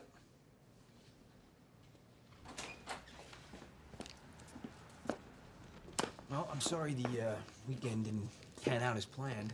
Yeah, well, I'm sorry you missed your date. Oh, it's okay. She was kind of, it's fine. Yeah, but what really sucks is we both missed Ricky Gervais. I bet if we haul our ass back to town, we could catch the last half hour of the show. Yeah, but I'm starving. Me too. I got an idea. Why don't we do a quick dinner, and then we can see the rest of the show? All right, because I know this restaurant nearby here that is awesome. Oh, I don't really like anything in there. Oh, come on. They got egg salad? All right, fine, egg salad. I mean, for a sandwich, I can settle. Hey. This thing jam? Come on. Yo!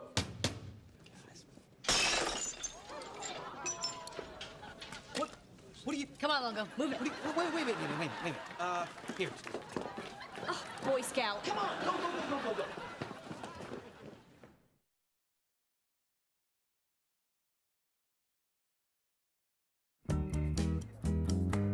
How could I have known he was already married? Like was married and got divorced already married? No, like married with another wife married. More wine? Yeah. Oh, ladies, I'm gonna run to the store. Do you need anything? More wine, lots more wine. Oh, who's this? Oh, nobody. Joe. Hey. Hi. Hi, I'm Jackie. Sup? Oh, Jackie. Oh, you're the one that just got engaged. How's your fiance? Already married. Yeah, but I'm cool. You, want me to come to the store with you? No, sweetie. You stay here, okay? You go. Go. Run for your life. You'd kill him, sweetie.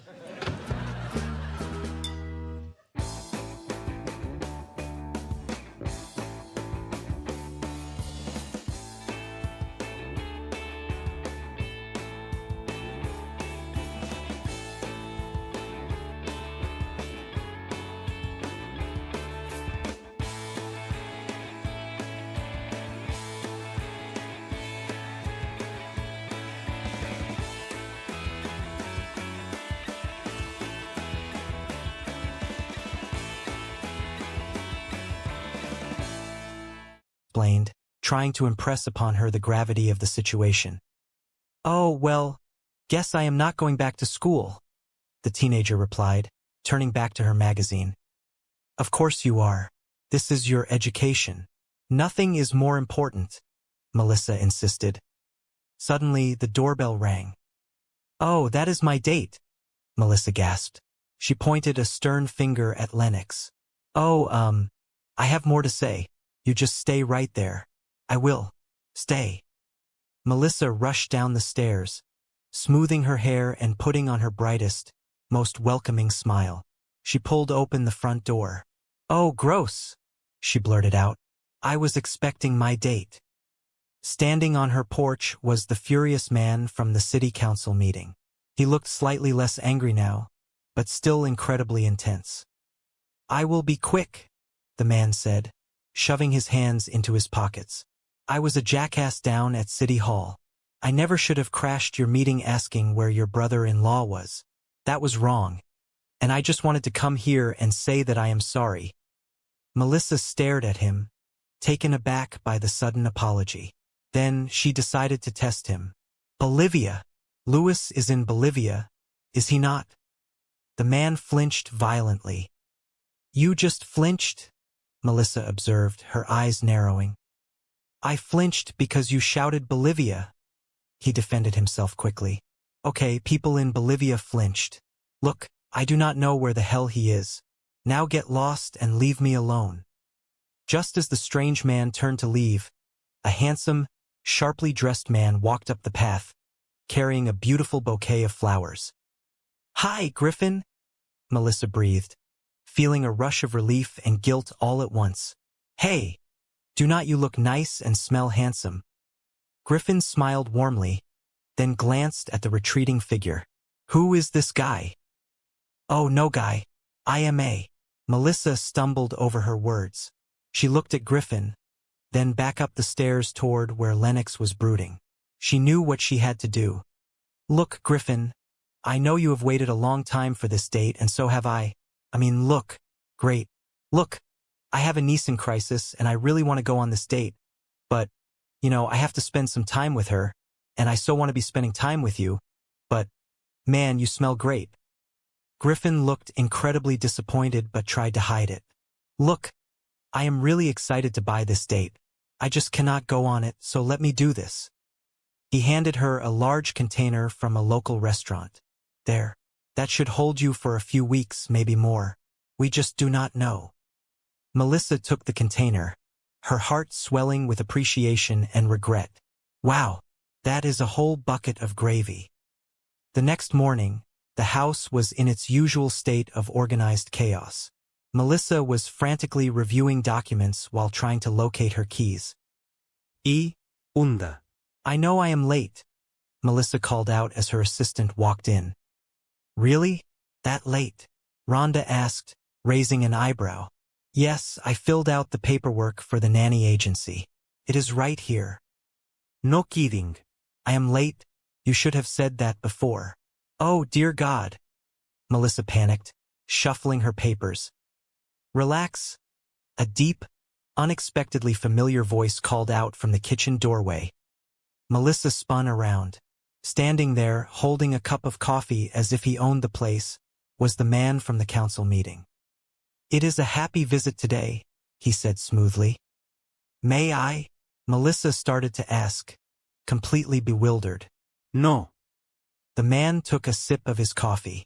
So I found the city budget online last night, and I went through it. Here is a thought.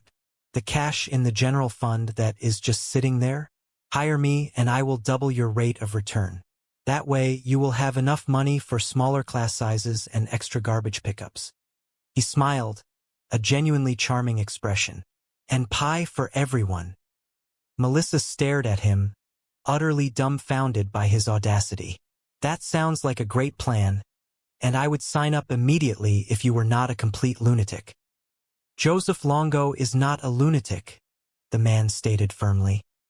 Melissa paused, recognition finally dawning on her. Joe Longo? You are Joe Longo? You ran Louis and his commodities division. You made him millions. Legitimat million? Yeah, Joe corrected quickly. Your bastard brother-in-law pissed away. Sorry. Happy visit. Yeah, you went all Bolivia there for a minute, Melissa noted, watching him closely. Yeah, so what do you think? Maybe you could get me a job downtown? Joe asked, his confident facade slipping just a fraction. There is a hiring freeze, Melissa explained softly, feeling a sudden wave of sympathy. I am really sorry you lost your job. Yeah, that is old news, Joe said, looking away. Yesterday, I lost my condo.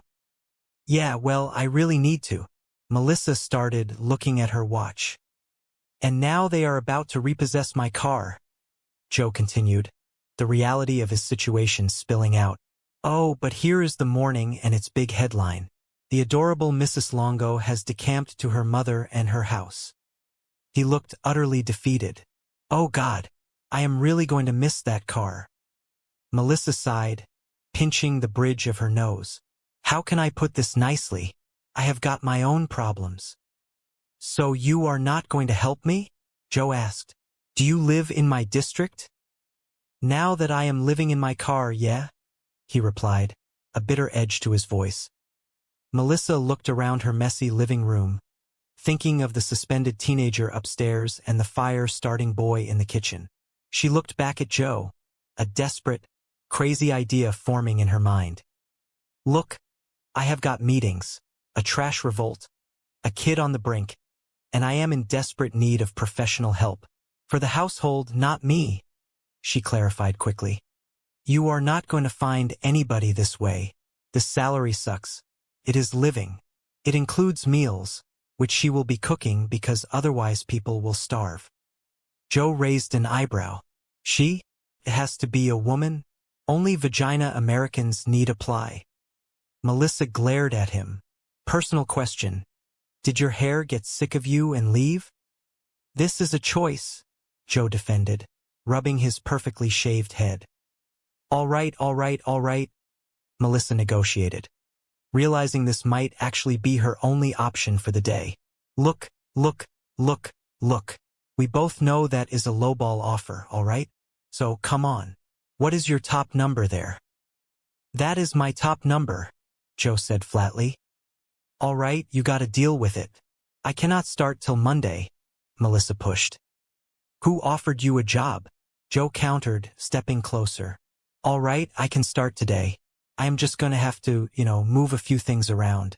Mostly my car. Tuesday is street cleaning, is it not? Melissa crossed her arms, suddenly feeling very protective. You do know we are talking about a nanny here, right? There are children involved. You ever work with kids? Are you kidding? Joe scoffed, standing tall. Right out of college, I ran a youth center downtown. I was in charge of 50 teenagers. Cooked them meals, helped them with their homework. I was Charles Friggin in charge. Melissa studied him for a long moment. He was arrogant, broken, and completely unqualified. He was also standing right in front of her, ready to work. Yeah, you are perfect, Melissa finally declared. There is just one little detail. I do not really like you. Before Joe could respond, Ryder rushed down the stairs, his backpack slung over one shoulder. You know about school bus? Not running today. Jackson Street block because some kind of garbage protest. Crap, Melissa chanted, panic setting in. Oh, I mean, golly, tough break. Okay, I will take you. I will just miss my meeting.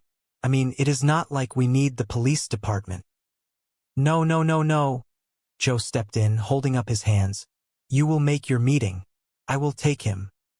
He turned to the boy and extended a hand. Hey, hi, I am Joe. See that Porsche out there? Joe asked, pointing out the window. Yeah, it is mine, Ryder answered, confused. For 10 more days. Sweet, Joe said. I do not know if that is your. Oh, screw it. Buckle up. As they walked out the door, Ryder looked back at his aunt. Is not that the cute yelling guy from yesterday? Yeah. He is a homeless commodities trader, Melissa said, shaking her head. He is taking care of the kids. She turned to Rhonda, offering a small, self-deprecating smile. She looked back down at the angry man in the expensive suit. Despite his rage, she could not help but notice his strong jawline. At least he was cute, she muttered under her breath. Yeah, I do not see it, her assistant, Rhonda, whispered from the sidelines. The meeting eventually adjourned, the tension dissipating into the cool evening air. Walking out to the parking lot, Rhonda bumped her shoulder gently against Melissa. You held your own up there. You remind me of your father, the esteemed senator. Melissa let out a long breath, feeling the exhaustion settle into her bones. Oh my God, did I smell like strippers? She joked, referencing a particularly infamous scandal from her family history. No, you smelled like authority, Rhonda assured her with a grin. Oh, well, that is my fragrance, Melissa laughed, tossing her hair over her shoulder. Yeah, I have to say, in all humility, I was, yes, smoking. Up high, down low, Rhonda cheered, offering a high five which Melissa enthusiastically returned. Okay. Plus, your brother-in-law and his various felonies totally shifted the focus of the meeting. I think you put the whole trash issue to bed, Melissa agreed, feeling a small sense of victory. But the victory was short-lived. When Melissa arrived at her beautiful suburban home, the reality of her new life hit her like a ton of bricks. The front porch was completely covered in dark, heavy garbage bags. Her nephew, Ryder, opened the front door, looking bewildered. Aunt Mel, why are angry white guys throwing trash at our front door? Melissa sighed, stepping carefully over a leaking bag. There is a political debate in the community in which the majority feels as though. She stopped, realizing she was giving a political speech to a teenager. She pinched the bridge of her nose. This is getting heavy, and really smelly. Ryder shrugged, handing her a solitary bag from the hallway. I am just going to leave this here for you, Aunt Mel. There are like 10 more on the porch. Entering the house, the quiet comfort she craved was entirely absent. The living room was a minefield of scattered belongings. She spotted her niece, Lennox, sitting on the sofa, aggressively texting on her phone. Hey Lennox, Melissa started, trying to inject some warmth into her voice. Lennox, did you see the dresser I put in your room? Lennox did not look up from her screen. Yeah, it is really cute, but I am okay. I have got suitcases. Melissa felt a pang of deep sorrow mixed with frustration. Lennox still refused to unpack. She thinks living here is temporary?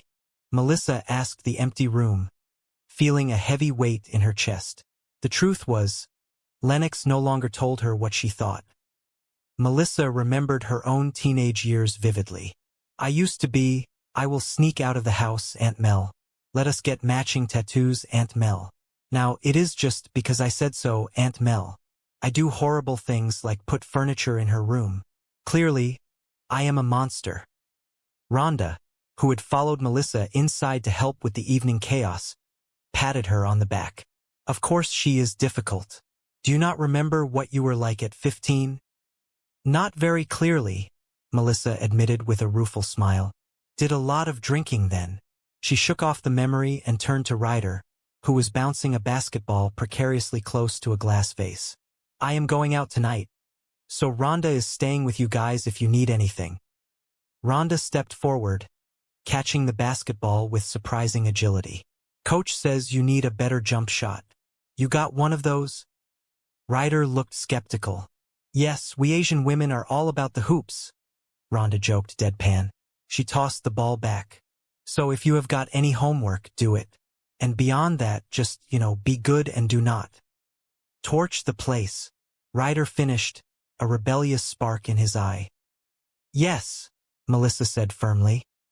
It was one little single alarm fire, Ryder defended himself, looking down at his sneakers. Melissa softened, remembering the immense pain the boy had gone through. At his old house, the week his dad ran off, she explained quietly to Rhonda. He was angry. He just stacked 20 of his dad and his suits on the driveway, added some top-shelf cognac and lit them up. In a way, Rhonda mused thoughtfully, we all need to let things out every now and then. No, we do not, Melissa countered quickly, terrified of more chaos. The urge to set things on fire we repress. Later that evening, Melissa stood in front of her mirror, holding up 2 different dresses. She felt a flutter of genuine excitement in her stomach. Thanks for babysitting, she called out to Rhonda. I have not had a date since the kids moved in. It has been so long. I am actually nervous. She stepped out of her bedroom, holding up a sleek, conservative dress. All right, what do you think? These say smart, independent, bright political future.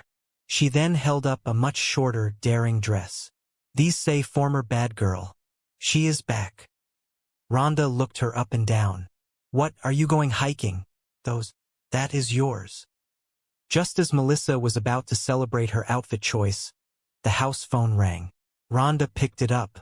Melbourne residence? Rhonda Chong? Yes, hello? Rhonda paused, her expression dropping. Channel school principal. She did what? What did she do? When? Where? Really? Today? Melissa felt the blood drain from her face. Lennox did that, Rhonda said, hanging up the phone slowly. Liz, I find that hard to believe. No, she did not tell me. It is not at all typical. Of course I believe you. I know when something is serious. It is really serious. I am really sorry that this happened. I will talk to Mel. But I am telling you, this could not have happened. Rhonda turned to Melissa, her eyes wide. Guess what? Today at school, Lennox handed out flyers containing an original poem rhyming her principal and her name in a creative way that did not go over well with Miss Lunt. Not to send up a flare, Melissa whispered, horrified. But there is a possibility Channel 5 has a story. Are you sure? Rhonda asked. Pretty sure. I was just on the air, live, denying it. Melissa groaned, sinking into a chair. 2 months living with me and she gets suspended. Legal guardian of the year. Thank you. Rhonda knelt beside her. I keep telling you, hire somebody. An organizer, a professional. Those kids need structure and discipline and possibly electroshock therapy. And you, my dear, cannot do everything. Well, maybe not everything, Melissa said, finding a spark of resolve. But I can certainly do this.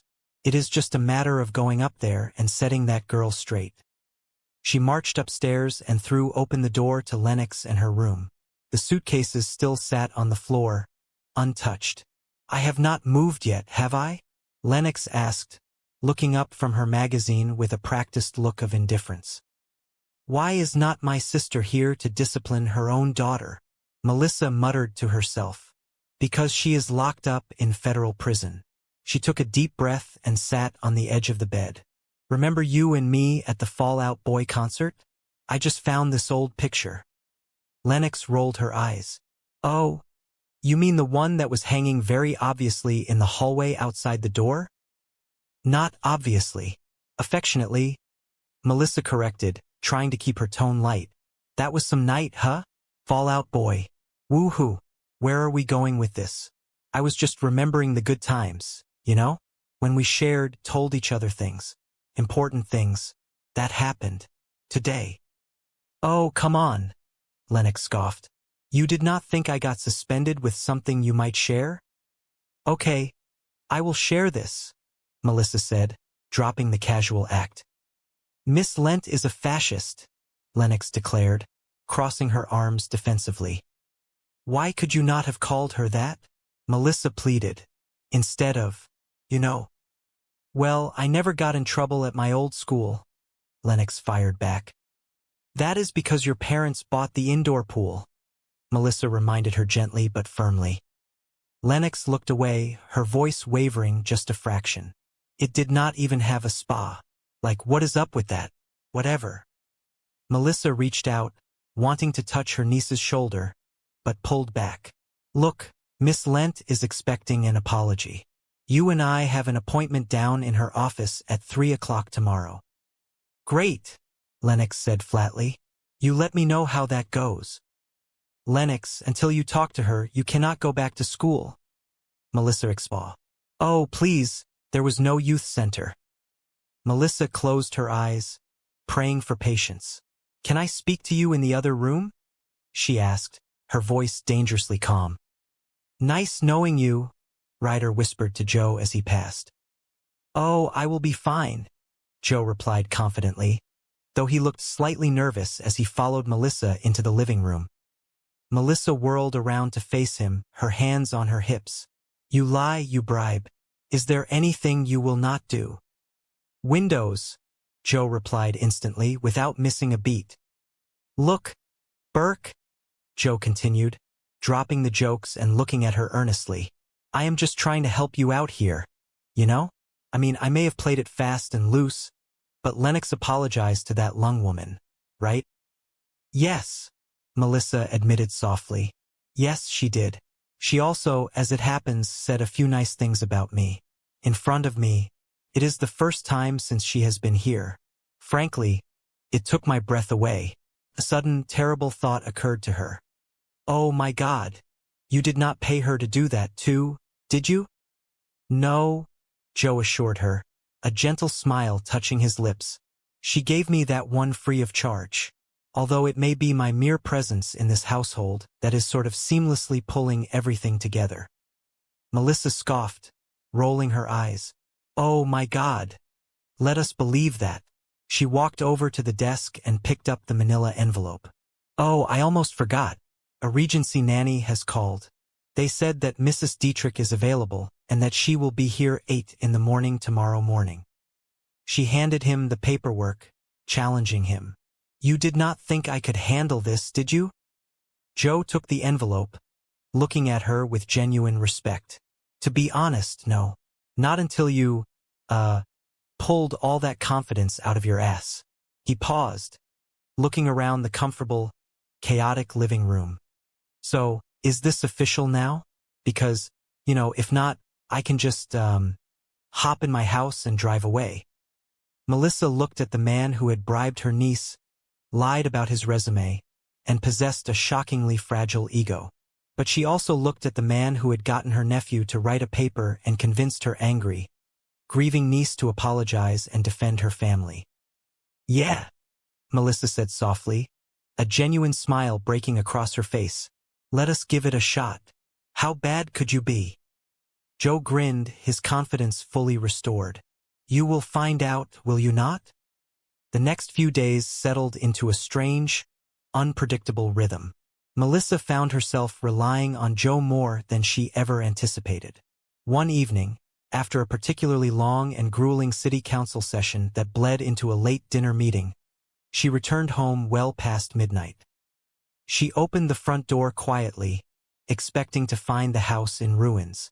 Instead, she was greeted by the soft glow of a single lamp and the sound of Joe quietly scrubbing the kitchen counters.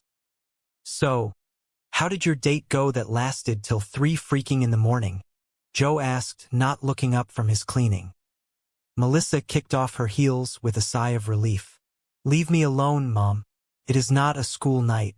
And he was captain of the football team. She stopped, a sudden realization washing over her. God. Wow, I just realized I have never actually had that conversation with my own mom. I would come in at 3 in the morning, and she would send me back out for gin. Joe chuckled softly, finally putting down his sponge. So, how did the kids get to bed? Melissa asked, genuinely curious. Ryder knocked out about 11 and Lennox was, 1:30, Joe reported accurately. 1:30, Melissa exclaimed, her voice rising in alarm. All right, she just got in bed now when she heard the car pulling. Joe admitted, holding up his hands defensively, but she is caught up on bio and math, and the 5th season of Lost. Melissa smiled, feeling a profound sense of gratitude. Despite the unconventional methods, the kids were okay. They were doing their homework, they were safe, and they were beginning to settle into their new reality. Suddenly, a loud, booming voice echoed from the street outside. Army Delivery Council, babe. Joe froze, the color draining from his face. Does it? What is that face? Did you forget something? Melissa asked, noticing his sudden panic. Hey! The voice boomed again, closer this time. Melissa walked to the front window and peered out into the darkness. Standing next to Joe's beloved sports car was a massive man, easily 6.5 feet tall, built like a brick wall and looking incredibly angry. Holy nuts, that guy is huge, Melissa whispered in awe. She turned back to Joe, her eyes wide with a mixture of fear and amusement. Mel, this guy. I am not kidding. This guy is huge, Mel. Joe cried out, scrambling backward away from the door, the tough facade completely shattering. Melissa stood there, watching her newly hired, incredibly unqualified, former millionaire nanny cower in her living room, and she realized that her life had officially taken a turn into the delightfully absurd. The audience might be laughing, she thought, but for the first time in a long time, so was she. The television cameras bathed the city council chamber in a harsh, unforgiving light, but Melissa Burke stood at the podium with the effortless grace of a seasoned public servant. The room was packed, the air thick with the murmur of a restless community.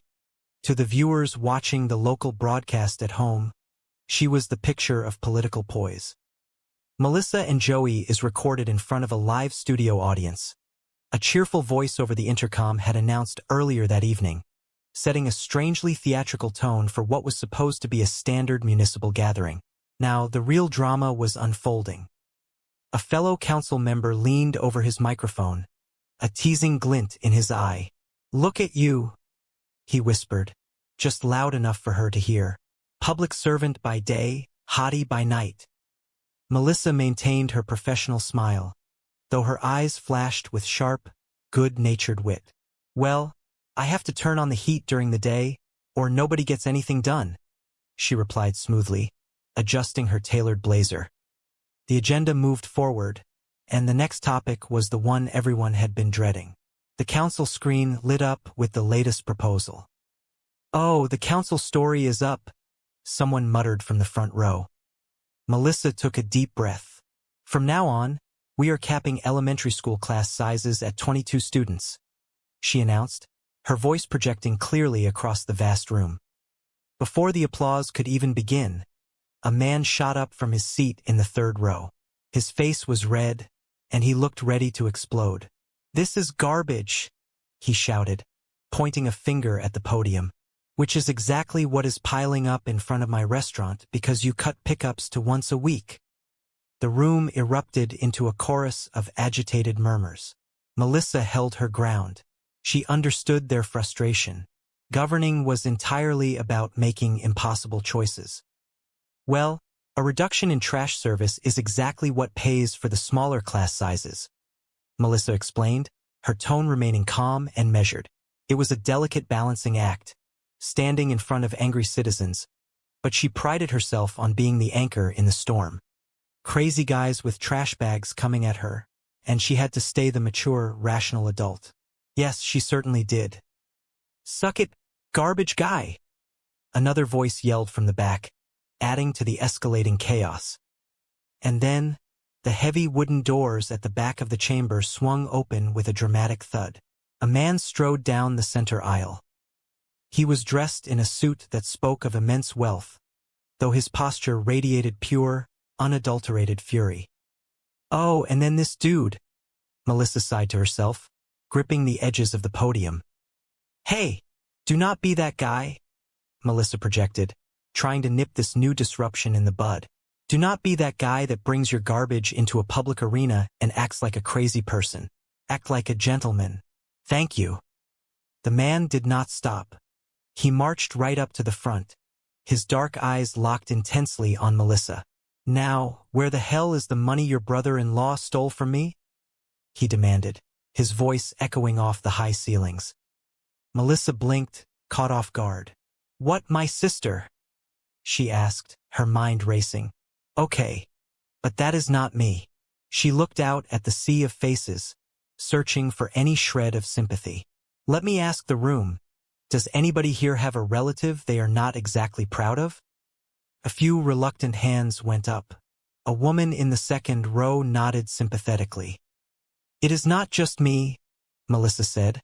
"What of rules are those?" "The rules that everybody knows," Melissa insisted. "I am somebody. I never heard of them," Joe countered smoothly. Melissa decided to pick her battles. She walked to the bottom of the stairs and called out for her niece. "Lennox, you ready? It is time to go." There was no answer. She marched upstairs and found Lennox's room empty. She hurried back down to Joe. "She is not here. Where is she? You were supposed to watch her." "You never said that," Joe defended himself reasonably. "Because it is obvious?" Melissa snapped, panic rising in her chest. "The girl got suspended. She is gone. She has ditched the meeting." Joe held up his hands in surrender. "You know what? You are right." Melissa paused, momentarily thrown by his quick agreement. "I just said you were right. That was a compliment. She took a deep breath, trying to think like a teenager. Okay, she has like 3 places she usually goes after school. I will start there. You want me to help you? Joe offered, a genuine desire to assist in his eyes. Yes, please do, Melissa accepted gratefully. As they headed out the door, she glanced back at Ryder, who was diligently working on his paper. Nothing. I can work with this kid. Wow.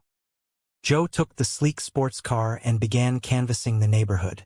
He eventually spotted a familiar figure sitting on the roof of a local convenience store, legs dangling over the edge, staring blankly at the horizon.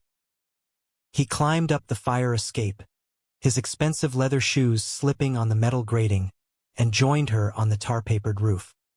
Is this where you come for your adolescent brooding? Joe asked, sitting down beside her. Lennox did not look at him. You come up here to turn me in? It is not really my style, Joe replied, looking out over the city skyline. What is your style?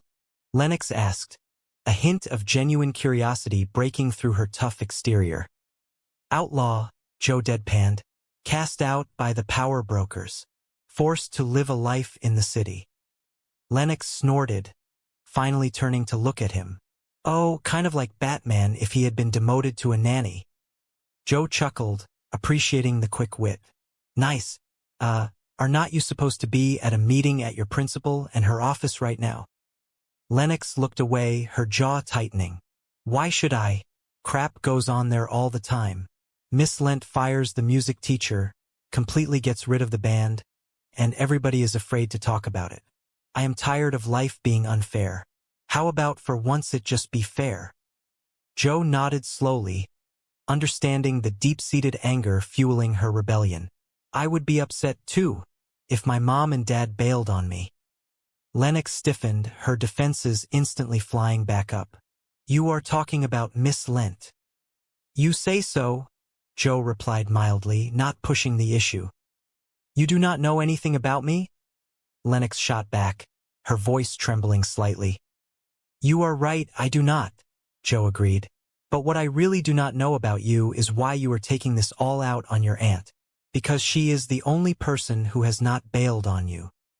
Lennox remained silent, staring intently at the tops of her shoes. Look, I know she can get a little skitsy at times, Joe continued gently. All times. But since we are talking about fair, do you really think it is fair that she has to go down to your school all alone and eat your big bowl of stink for something that she did not do? Lennox finally looked at him, her brow furrowed in confusion. Big bowl of stink? What is that? Joe smiled, a sad, knowing smile. You will know when you have eaten one. Meanwhile, Melissa was sitting in the sterile, overly bright office of Principal Lent. She felt incredibly small sitting in the tiny plastic chair opposite the imposing desk. Any sign of our Lennox? Principal Lent asked, her tone dripping with passive-aggressive concern. Oh, Miss Lent, look, I know what Lennox did was bad. Melissa started, wringing her hands together in her lap. Okay, really, really bad. But if any kid has the right to be upset about what life has handed her. Look, I am not trying to excuse Lennox, I am just saying if I was Lennox, I probably would have done worse by now. In fact, I did. Principal Lent sighed heavily, adjusting her glasses. This is pointless without Lennox. Why do not we just reschedule? You think you can manage to find her by, say, tomorrow afternoon? Melissa asked hopefully. Oh, tomorrow and its city council session is all day. But we take lunch 12 to 1. I do not know when you break. Principal Lent leaned forward, resting her elbows on the desk, her expression stern. Miss Burke, parenting does not fit into nice little schedule boxes. You know, it might be helpful to look not just at what Lennox is doing, but at the job you are doing. Melissa felt a flush of anger and shame rise in her cheeks. She opened her mouth to defend herself, but before she could speak, the office door swung open. Lennox walked in, looking remarkably small and vulnerable. She is doing okay, Lennox said, her voice clear and steady. She walked over and stood beside Melissa's chair. Hey, I'm sorry I am late. And I am sorry about the other day with the poem. And I am sorry about the stuff that I said. I was mad. And apparently not really at you. Lennox turned to her aunt, her eyes shining with unshed tears. But there is no need to blame my aunt. She has been getting enough of that for me. You know, at least she is trying. Lennox turned back to the principal, her shoulders squared. Okay, whatever. Let us just get to the stink-eating part. Principal Lent looked completely baffled. The what-eating part? That evening, the house felt strangely calm. The storm had passed, leaving a quiet sense of exhaustion and relief in its wake. Joe was in the kitchen, attempting to teach Ryder some basic dance moves, though he looked utterly ridiculous doing it. All right, let us see what you got, Joe encouraged the boy. Here is a thought, my hip young brother man. Try loosening up your knees a little bit. You are welcome. Ryder tried to mimic the awkward shuffle, failing miserably but laughing anyway. I heard about all the crap you have been going through, Ryder said suddenly, his tone shifting from playful to sympathetic. You know, with your wife going broke, losing your car, your condo. I mean, how can you even walk? Joe stopped dancing, a shadow passing over his face. Oh, sorry. I did not mean to. Ryder stammered, realizing he had crossed a line. No, it is all right, Joe assured him, forcing a bright smile. I am aware that my life is an abyss of inky black despair. Thanks for the pep talk, Ryder muttered, feeling terrible. Just then, Melissa walked into the kitchen, looking exhausted but victorious. Lennox followed closely behind her. Hey, Melissa called out. Lennox pointed a finger at Joe's awkward stance. Could you show me how to do that? Only if you taped it, Joe replied smoothly. I have no idea. Lennox smiled a genuine, relaxed smile and turned to head upstairs. Oh, I am sorry. I am sorry. I am sorry, she mumbled playfully as she passed by. Your aunt. I meant your aunt, Joe stammered, momentarily confused by the teenager's shifting moods. Melissa leaned against the counter, a look of pure relief washing over her face. Hey, so I ate my whole big bowl of stink. I even went back for seconds. Joe chuckled. Ugh. I am going to go brush my teeth now. Melissa reached out and grabbed his arm, stopping him in his tracks. Hands. It was you. You talked her into going down there. How did you talk her into going down there? Joe puffed out his chest, attempting to look humble. People like me. No, really? He paused, a sheepish grin spreading across his face. I paid her $50. Melissa's jaw dropped in horror. A bribe? That is terrible. Not only is that wrong, that is horrible parenting. Joe shrugged unapologetically. Well, I am not a parent, and neither are you.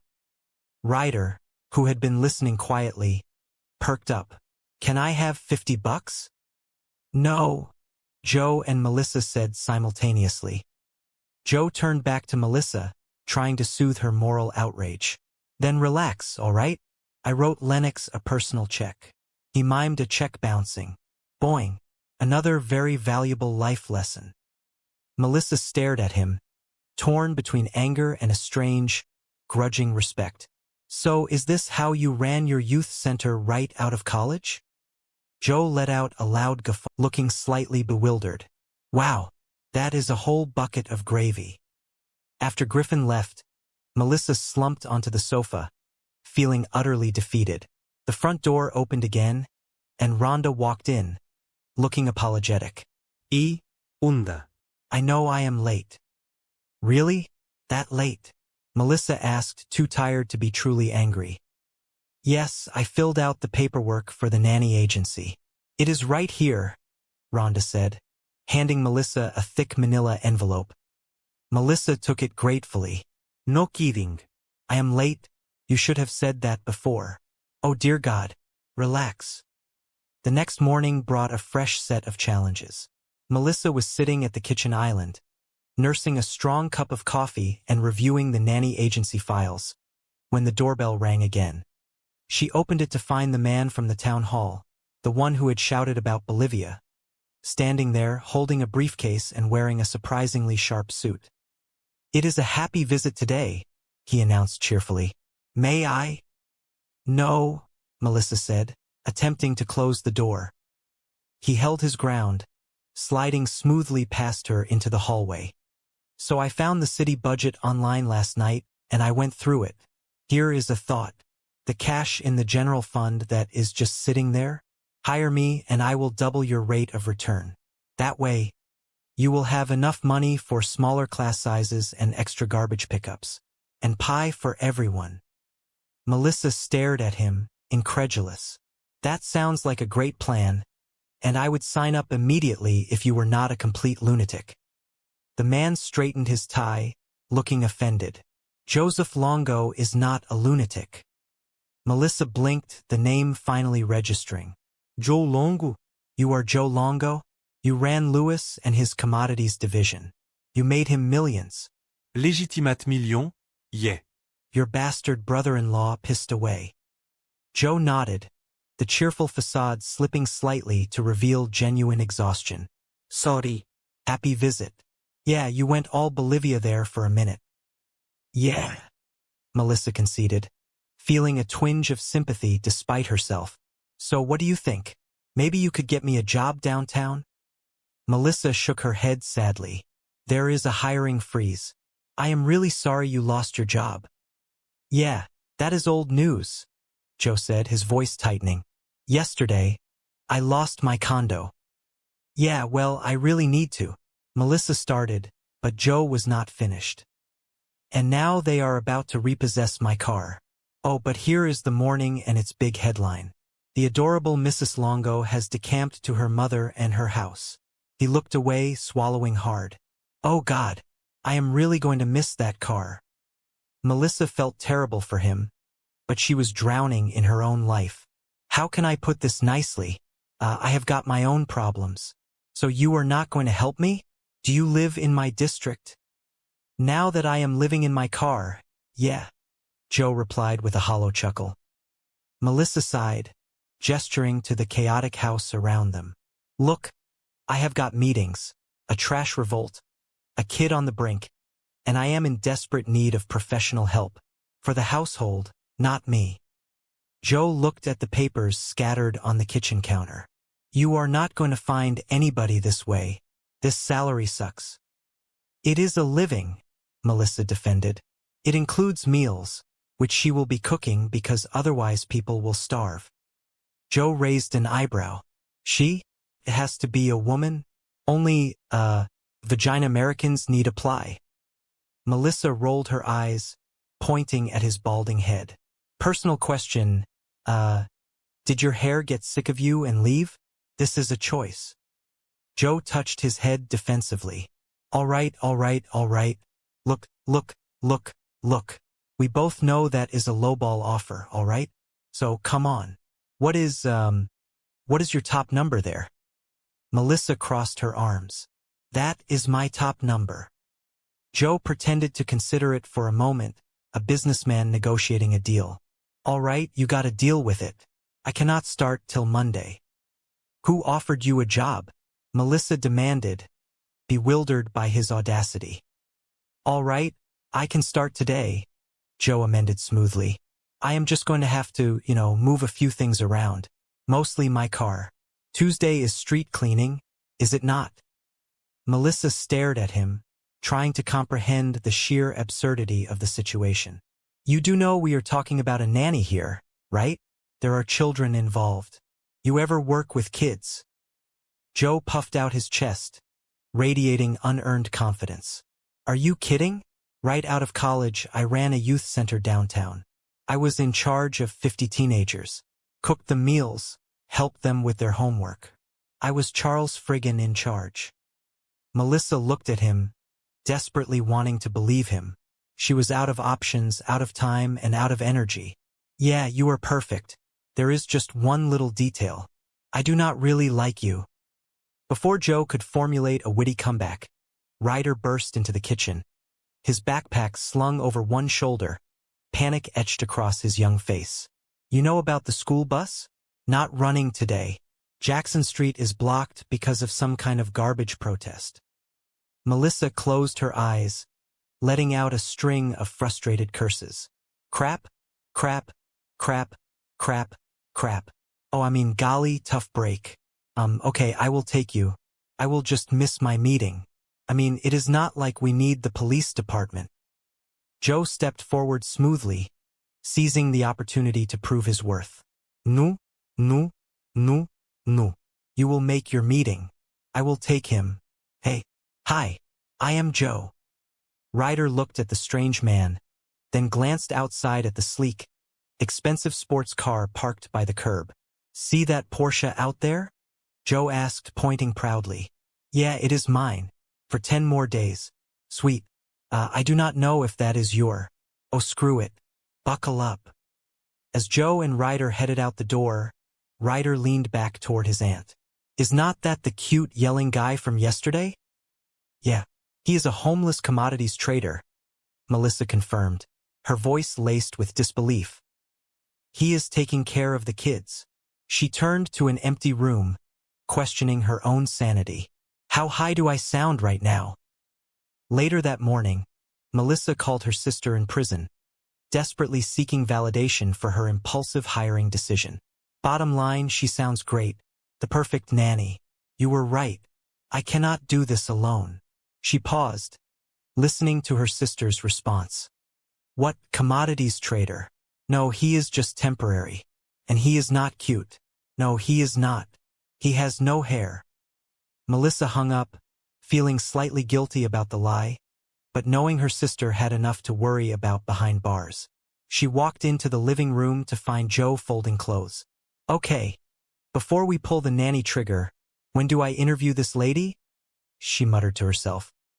Joe looked up, holding a piece of delicate lace. Hello, hold on a sec. Hey, let me ask you something. When is the last time anybody did any laundry in this household? You people live like pigs. Melissa gasped, snatching the fabric from his hands. These are my delicates.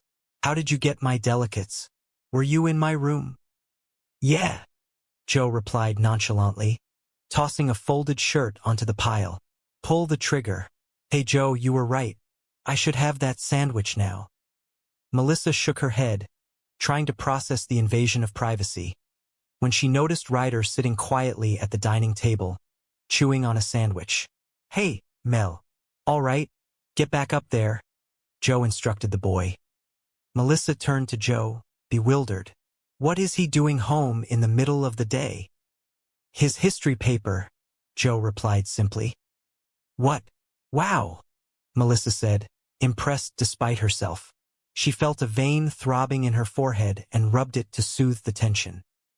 All right, pack the veins back in your forehead, Joe said, noticing her stress. I took the kid to school, right? And he tells me he does not have his history paper. So we drive back here to get it, and then he tells me he did not exactly write it. And I said, well, you better exactly write it because it is due today. So he is up there writing it now, and he does not come out until it is done. Huh?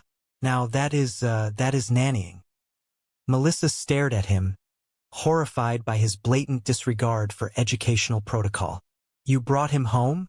You do not bring a kid home who has not done his work. You leave him at school to get yelled at, which is what he has got coming. Joe looked genuinely confused. What kind of as fast as she could? Well, she no longer tells me what she thinks, Melissa reflected sadly. I used to be the cool aunt. It used to be, I will sneak out of the house, Aunt Mel. Let us get matching tattoos, Aunt Mel. Now, because I said so, Aunt Mel. I do horrible things like put furniture in her room. Clearly, I am a monster. Seeking reassurance, Melissa turned to Rhonda, a friend and occasional babysitter who had arrived for the evening. Of course she is difficult. Do you not remember what you were like at 15? Rhonda shrugged, a playful glint in her eye. Not very clearly. Did a lot of drinking then. Melissa shook her head, grateful for the levity. I am going out tonight. So Rhonda is staying with you guys if you need anything. Rhonda turned her attention to Ryder, Melissa's nephew, who was bouncing a basketball in the living room. Coach says you need a better jump shot. You got one of those? Ryder looked skeptical. Yes, we Asian women are all about the hoops, Rhonda deadpanned, making the boy crack a small smile. She clapped her hands together, taking charge. So if you have got any homework, do it.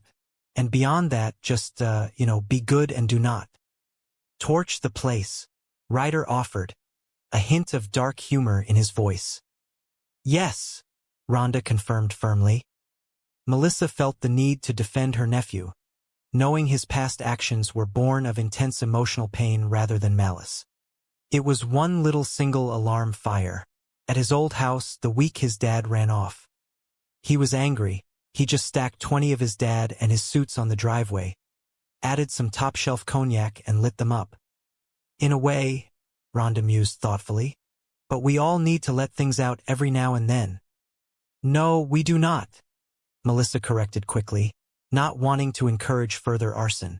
The urge to set things on fire we repress. She turned to Rhonda with genuine gratitude. Thanks for babysitting. I have not had a date since the kids moved in. It has been so long. I am actually nervous. Melissa held up 2 different pairs of shoes, seeking a second opinion. All right, what do you think? These say smart, independent, bright political future. These say former bad girl. Rhonda pointed without hesitation to the second pair. She is back. Melissa frowned, holding up a pair of sturdy, unglamorous boots. What, are you going hiking? Those. That is yours, Rhonda pointed out. Before Melissa could finalize her footwear, the house phone rang. She picked it up, expecting her date. Melbourne? Rhonda Chong? Yes, hello? Her face fell as she listened to the voice on the other end. It was the middle school principal. Channel school principal. She did what? What did she do? When? Where? Really? Today? Lennox did that. Melissa looked at Lennox, who was pretending not to listen from the stairs. Liz, I find that hard to believe. No, she did not tell me. It is not at all typical. Of course I believe you. I know when something is serious. It is really serious. I am really sorry that this happened. I will talk to Mel. But I am telling you, this could not have happened. Melissa hung up the phone, a heavy sigh escaping her lips. She turned to Rhonda. Guess what? Today at school, Lennox handed out flyers containing an original poem rhyming her principal and her name in a creative way that did not go over well with Miss Lunt. Rhonda grimaced. Not to send up a flare, but there is a possibility Channel 5 has a story. Are you sure? Melissa asked, her political instincts kicking in. Pretty sure. I was just on the air, denying it, Rhonda admitted sheepishly.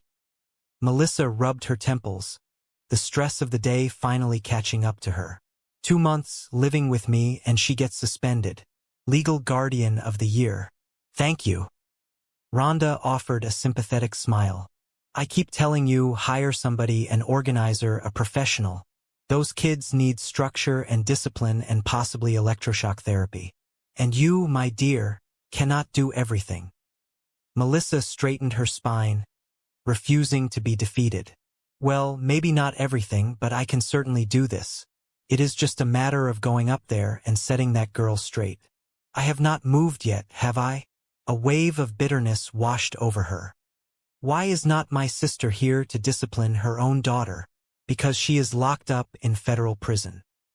Determined to bridge the gap, Melissa marched upstairs to Lennox's room. She found her niece sitting on her bed, looking entirely unbothered. Melissa tried a soft approach, picking up a framed photograph from the bedside table. Remember you and me at the Fall Out Boy concert? I just found this old picture. Lennox barely looked up from her magazine. Oh, you mean the one that was hanging very obviously in the hallway outside the door? Not obviously. Affectionately, Melissa corrected, trying to maintain her cheerful facade. That was some night, huh? Fall Out Boy. Woohoo. Where are we going with this? I was just remembering the good times, you know? When we shared, told each other things. Important things.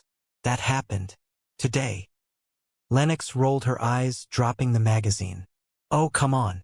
You did not think I got suspended with something you might share. Melissa crossed her arms. Okay, I will share this. Miss Lent is a fascist. Why could you not have called her that? Instead of, you know.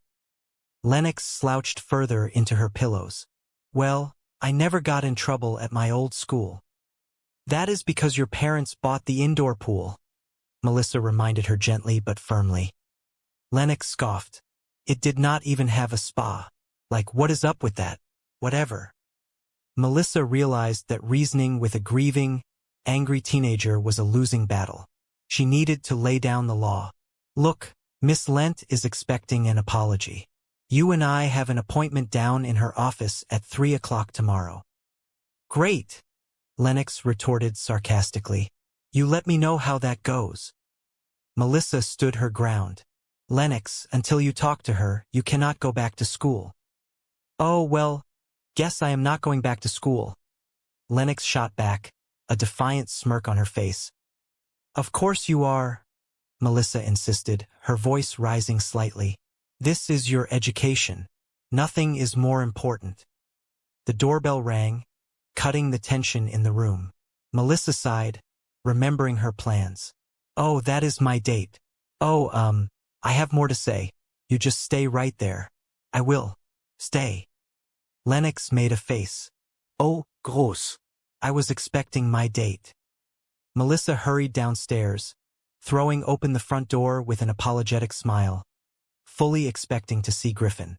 Instead, she found the angry man from the town hall meeting standing on her porch, shifting uncomfortably from foot to foot. I will be quick, the man said, raising his hands in a gesture of peace. I was a jackass down at City Hall. I never should have crashed your meeting asking where your brother-in-law was. That was wrong. And I just wanted to come here and say that I am sorry. Melissa stared at him, bewildered by the sudden apology. Before she could respond, he leaned in, his voice dropping to an intense whisper. Bolivia. Louis is in Bolivia, is he not? Melissa jumped back, startled. You just flinched. I flinched because you shouted Bolivia, Melissa snapped, her patience wearing thin. Okay, people in Bolivia flinched. Look, I do not know where the hell he is.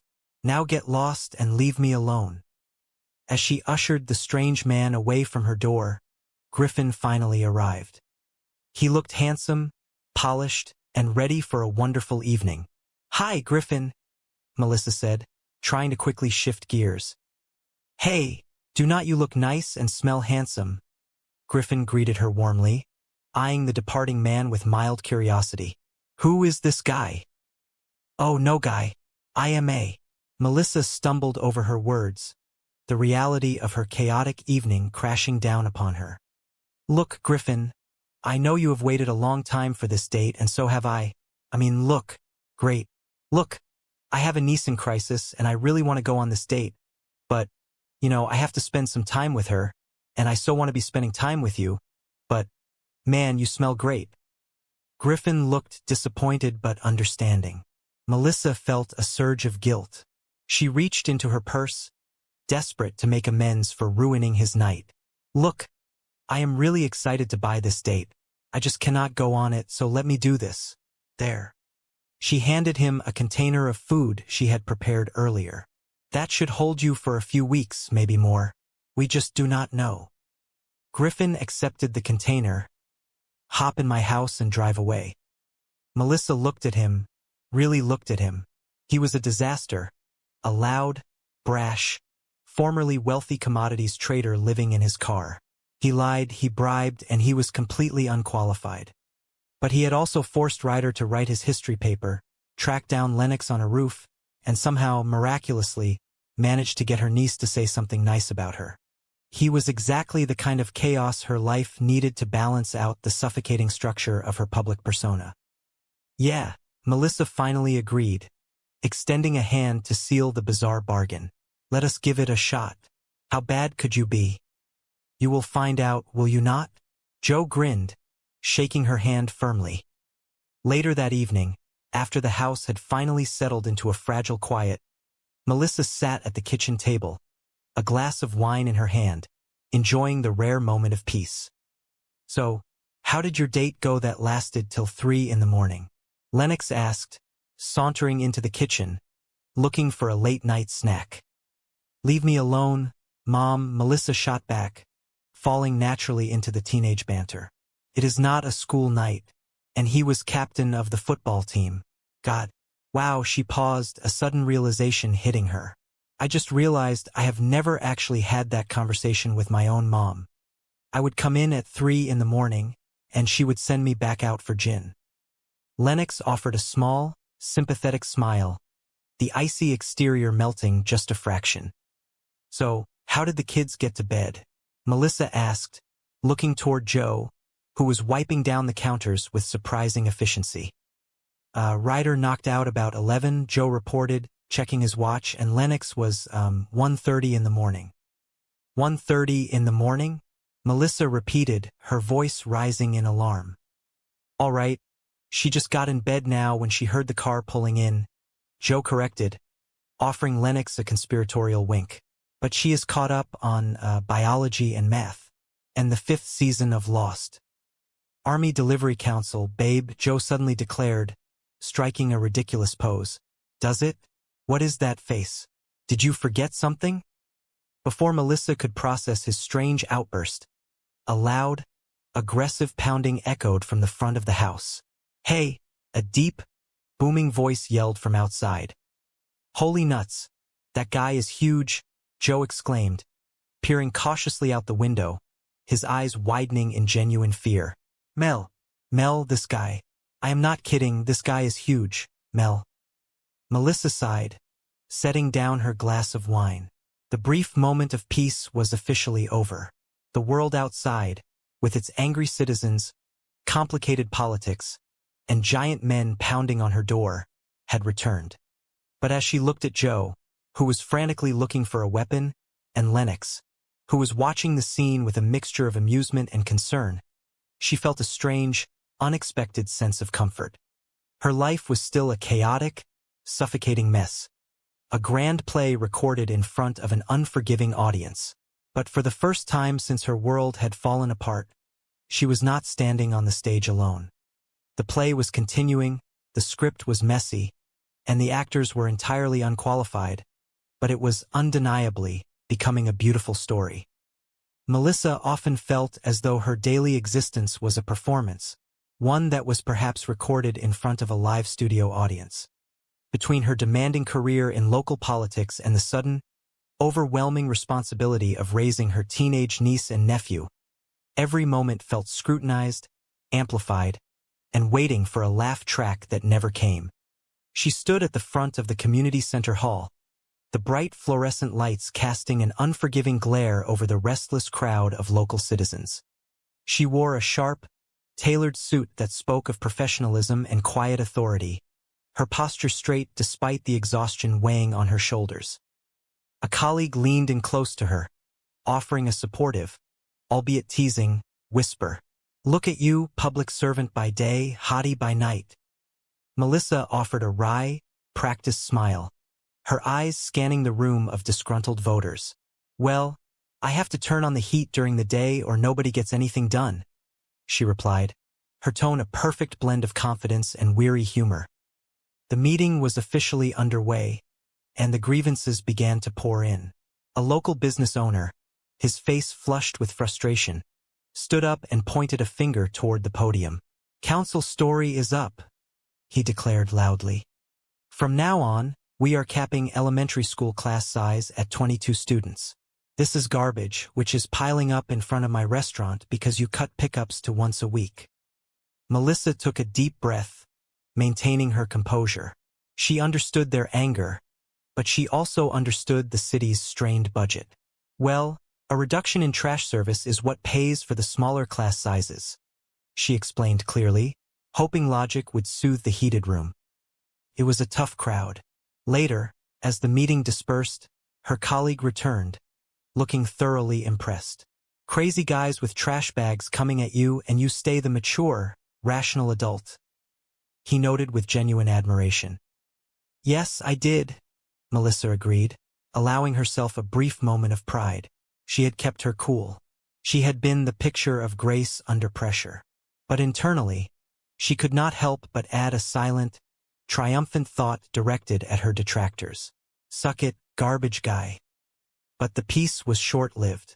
Another man pushed his way to the front, his demeanor aggressive and desperate. He was handsome, though currently disheveled by anger. Oh, and then this dude, her colleague muttered nervously. Hey, do not be that guy, Melissa warned, stepping forward to meet the man's gaze. Do not be that guy that brings your garbage into a public arena and acts like a crazy person. Act like a gentleman. Thank you. The man was not deterred by her plea for civility. His voice echoed through the emptying hall. Now, where the hell is the money your brother-in-law stole from me? Melissa closed her eyes for a brief second, the familiar sting of familial embarrassment washing over her. What, my sister? She asked, trying to deflect the personal attack. Okay, but that is not me. She turned to the remaining audience members, seeking solidarity in the universal experience of difficult families. Let me ask the room, does anybody here have a relative they are not exactly proud of? It is not just me. She glanced back at the angry man, trying to lighten the mood. At least he was cute. Yeah, I do not see it, her colleague whispered as they finally made their escape into the cool evening air.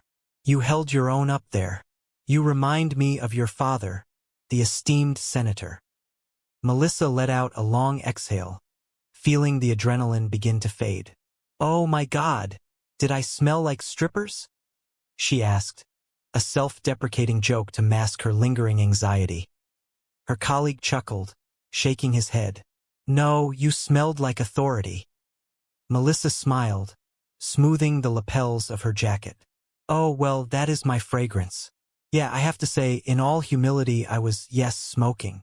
She raised her hand for a celebratory gesture. Up high, down low. Okay. Plus, your brother-in-law and his various felonies totally shifted the focus of the meeting. I think you put the whole trash issue to bed, her colleague agreed as they parted ways. However, the trash issue was far from resolved, a fact made abundantly clear when Melissa pulled into her driveway. As she walked up to her front porch, she was greeted by the pungent smell of refuse and the sight of her teenage niece, Lennox, standing amidst the chaos. Aunt Mel, why are angry white guys throwing trash at our front door? Lennox asked, her arms crossed defensively, her face a mask of teenage apathy masking deep-seated confusion and hurt. Melissa sighed, sidestepping a particularly foul-smelling bag. There is a political debate in the community in which the majority feels as though. She stopped, realizing the futility of a political lecture at this moment. This is getting heavy, and really smelly. Lennox pointed casually toward the perimeter of the porch. I am just going to leave this here for you, Aunt Mel. There are like 10 more on the porch. Melissa decided to change the subject to something closer to home, something she hoped would make Lennox feel more settled. Hey, Lennox, did you see the dresser I put in your room? Lennox barely glanced at her. Yeah, it is really cute, but I am okay. She gestured toward a pile of luggage in the hallway. I have got suitcases. Melissa felt a pang of sadness. She thinks living here is temporary. Melissa thought to herself. The sudden uprooting of the children's lives had been traumatic, and Lennox was building walls. That sounds like a great plan, she replied, her voice dripping with heavy sarcasm. And I would sign up immediately if you were not a complete lunatic. Joseph Longo is not a lunatic, he declared, puffing out his chest, attempting to project an air of financial authority despite his rumpled appearance. Joe Longo? You are Joe Longo? Melissa asked, the pieces finally clicking into place. You ran Lewis's commodities division. You made him millions. Legitimate millions. Yeah, Joe confirmed, a hint of bitterness creeping into his voice. Your bastard brother-in-law pissed away. Sorry. Happy visit. Yeah, you went all Bolivia there for a minute, Melissa noted, crossing her arms. Yeah. So what do you think? Maybe you could get me a job downtown? Joe asked, his desperate optimism fading into genuine need. There is a hiring freeze, Melissa explained gently, feeling a sudden, unexpected pang of sympathy for the man standing before her.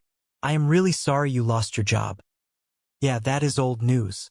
Yesterday, I lost my condo, Joe revealed, the facade finally cracking. Yeah, well, I really need to, and now they are about to repossess my car. Oh, but here is the morning's big headline. The adorable Mrs. Longo has decamped to her mother's house. Oh God, I am really going to miss that car. Melissa sighed, rubbing her eyes. How can I put this nicely? I have got my own problems. So you are not going to help me? Joe asked, a note of genuine betrayal in his voice. Do you live in my district? Now that I am living in my car, yeah. Look, Melissa began, gesturing wildly around the chaotic house. I have got meetings, a trash revolt, a kid on the brink, and I am in desperate need of professional help. For the household, not me. Joe looked around, taking in the scattered shoes, the unwashed dishes, the general aura of barely contained disaster. You are not going to find anybody this way, he noted, his sharp business instincts kicking in. This salary sucks. It is a living, Melissa defended defensively. It includes meals, which she will be cooking because otherwise people will starve. She? Joe zeroed in on the pronoun. It has to be a woman? Only vagina Americans need apply? Melissa rolled her eyes, exhausted by the debate. Personal question. Did your hair get sick of you and leave? This is a choice, Joe shot back, running a hand over his smooth, bald scalp. All right. Look. We both know that is a lowball offer, all right? So come on. What is your top number there? That is my top number, Melissa insisted, her political negotiation skills finally making an appearance. All right, you got a deal, Joe conceded quickly, realizing he had zero leverage. I cannot start till Monday. Who offered you a job? Melissa asked, bewildered by his rapid-fire assumptions. All right, I can start today. I am just gonna have to, move a few things around. Mostly my car. Tuesday is street cleaning, is it not? You do know we are talking about a nanny here, right? Melissa asked, feeling the situation spiraling entirely out of her control. There are children involved. You ever work with kids? Are you kidding? Joe laughed, a booming, confident sound. Right out of college, I ran a youth center downtown. I was in charge of 50 teenagers. Cooked them meals, helped them with their homework. I was Charles Friggin in charge. Melissa studied him for a long moment. He was arrogant, desperate, and entirely unqualified on paper, but there was a fierce, undeniable competence beneath the surface chaos. Yeah, you are perfect, she finally declared, surprising even herself. There is just one little detail. I do not really like you. Before they could finalize their bizarre new arrangement, Ryder dashed down the stairs, his face pale with panic. You know about the school bus? Not running today. Jackson Street block because of some kind of garbage protest. Crap. Melissa groaned, visualizing her carefully planned schedule imploding. Oh, I mean, golly, tough break. Okay, I will take you. I will just miss my meeting. I mean, it is not like we need the police department. No, Joe interjected, stepping smoothly into his new role. You will make your meeting. I will take him. Hey, hi, I am Joe. He extended a hand to the bewildered teenager. See that Porsche out there? Yeah, it is mine. For 10 more days. Sweet. I do not know if that is your, oh, screw it. Buckle up. Ryder looked at Melissa, his eyes wide. Is that not the cute yelling guy from yesterday? Yeah, Melissa confirmed, her voice laced with a mixture of disbelief and profound relief. He is a homeless commodities trader. He is taking care of the kids. How high do I sound right now? As Joe and Ryder hurried out the door, Melissa grabbed her phone, calling her friend with frantic energy. Bottom line, she sounds great. Melissa lied smoothly, creating a fictional, perfect candidate to mask the reality of the situation. The perfect nanny. You were right. I cannot do this alone. What, commodities trader? No, he is just temporary. And he is not cute. No, he is not. He has no hair. Okay, before we pull the nanny trigger, when do I interview this lady? The rest of the morning passed in a blur of municipal crises and zoning debates. When Melissa finally returned home for a brief respite, she was immediately confronted by Joe, who was holding up a delicate, lace-trimmed garment with an expression of sheer disgust. "Hello," he called out. "Hold on a second. Hey, let me ask you something. When is the last time anybody did any laundry in this household? You people live like pigs." Melissa snatched the garment from his hand, her face flushing bright red. "These are my delicates. How did you get my delicates? Were you in my room?" "Yeah," Joe answered without a hint of shame. "Pull the trigger." Melissa groaned, realizing the boundaries of her personal space had been entirely obliterated. "Hey, Joe," she muttered, a sudden, fierce craving hitting her. "You were right. I should have that sandwich now." "Hey, Mel," Joe called out, entirely ignoring her request as he pointed up the stairs. "All right, get back up there." Melissa looked up to see Ryder sitting on the top step, looking miserable. "What is he doing home in the middle of the day?" she demanded. "His history paper," Joe stated flatly, his arms crossed over his chest, an immovable object of authority. "What? Wow," Melissa exclaimed, momentarily stunned by the display of actual discipline. "All right, pack the veins back in your forehead. I took the kid to school, right?" Joe began, launching into the story with dramatic flair. "And he tells me he does not have his history paper. So we drive back here to get it, and then he tells me he did not exactly write it. And I said, well, you better exactly write it because it is due today. So he is up there writing it now, and he does not come out until it is done. Huh? Now that is nannying." Melissa shook her head, unable to comprehend this alien form of parenting. "You brought him home? You do not bring a kid home who has not done his work. You leave him at school to get yelled at, which is what he has got coming. What kind of rules are those?" "The rules that everybody knows," Joe argued, completely convinced of his own logic. "I am somebody," Melissa countered, raising an eyebrow. "I never heard of them." She turned her attention away from the bizarre homework situation, remembering her primary crisis of the day. "Lennox, you ready? It is time to go." Silence answered her. Melissa ran up the stairs, throwing open the door to Lennox's room. It was completely empty. "She is not here," Melissa shouted down the stairs, a cold knot of dread forming in her stomach. "Where is she?" Joe looked up, perfectly calm. "You were supposed to watch her." "You never said that," Joe pointed out calmly. "Because it is obvious," Melissa yelled, her voice echoing in the large, empty house. "The girl got suspended. She is gone. She has ditched the meeting." Joe sighed, recognizing the rising panic. "You know what? You are right," he said smoothly. "I just said you were right," Melissa snapped back, too stressed to process the concession. "That was a compliment. Okay, she has like 3 places she usually goes after school. I will start there. You want me to help you?" "Yes, please do." "Nothing. I can work with this kid." Wow. While Melissa frantically scoured the local coffee shops and parks, Joe took a different approach. He wandered up to the roof of the house, a secluded spot he had noticed earlier while attempting to fix a loose shingle. He found Lennox sitting on the edge, her legs an outfit forgotten. "Liz, I find that hard to believe," she argued, her voice tight with rising panic. "No, she did not tell me. It is not at all typical. Of course I believe you.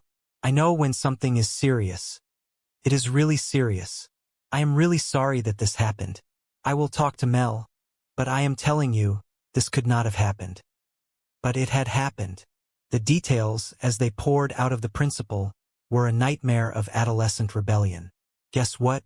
Melissa relayed to her friend after hanging up the phone, her voice echoing with disbelief and exhaustion. Today at school, Lennox handed out flyers containing an original poem rhyming her principal's name in a creative way that did not go over well with Miss Lent. Not to send up a flare, but there is a possibility Channel 5 has a story. Are you sure? Her friend asked, eyes wide. Pretty sure, Melissa groaned, burying her face in her hands. I was just on the air, live denying it. 2 months, living with me, and she gets suspended. Legal guardian of the year. Thank you. Her friend wrapped a comforting arm around her shoulders. I keep telling you, hire somebody, an organizer, a professional. Those kids need structure and discipline and possibly electroshock therapy. And you, my dear, cannot do everything. Well, maybe not everything, Melissa conceded, a spark of determination returning to her eyes, but I can certainly do this. It is just a matter of going up there and setting that girl straight. She marched toward Lennox's room, throwing open the door. I have not moved yet, have I? Lennox challenged, looking up from a magazine. Why is not my sister here to discipline her own daughter? Melissa muttered to herself, the frustration boiling over. Because she is locked up in federal prison. She took a deep breath, attempting to center herself before engaging in battle. Remember you and me at the Fall Out Boy concert? I just found this old picture. Lennox rolled her eyes, completely unimpressed by the attempt at nostalgia. Oh, you mean the one that was hanging very obviously in the hallway outside the door? Not obviously, Melissa corrected, striving for a tone of warmth. Affectionately, that was some night. Huh? Fall Out Boy. Woohoo. Where are we going with this? Lennox asked, cutting straight to the chase, her voice dripping with teenage cynicism. I was just remembering the good times, you know? Melissa pressed on, trying to bridge the massive divide between them. When we shared, told each other things. Important things. That happened. Today. Oh, come on. You did not think I got suspended with something you might share? Lennox challenged, crossing her arms defensively. Okay, I will share this. Miss Lent is a fascist. Why could you not have called her that?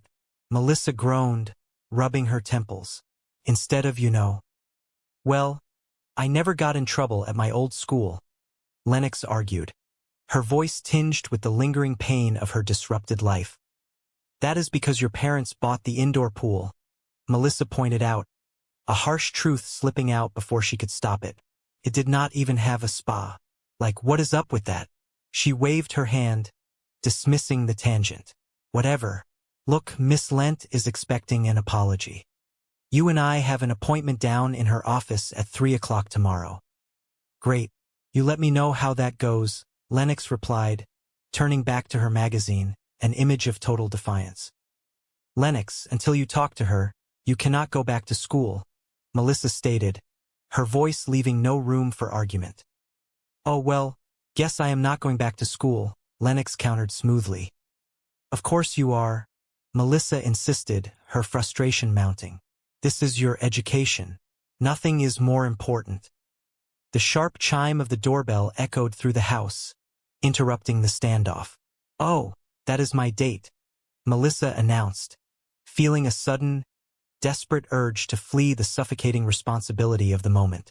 Oh, I have more to say. You just stay right there. I will stay.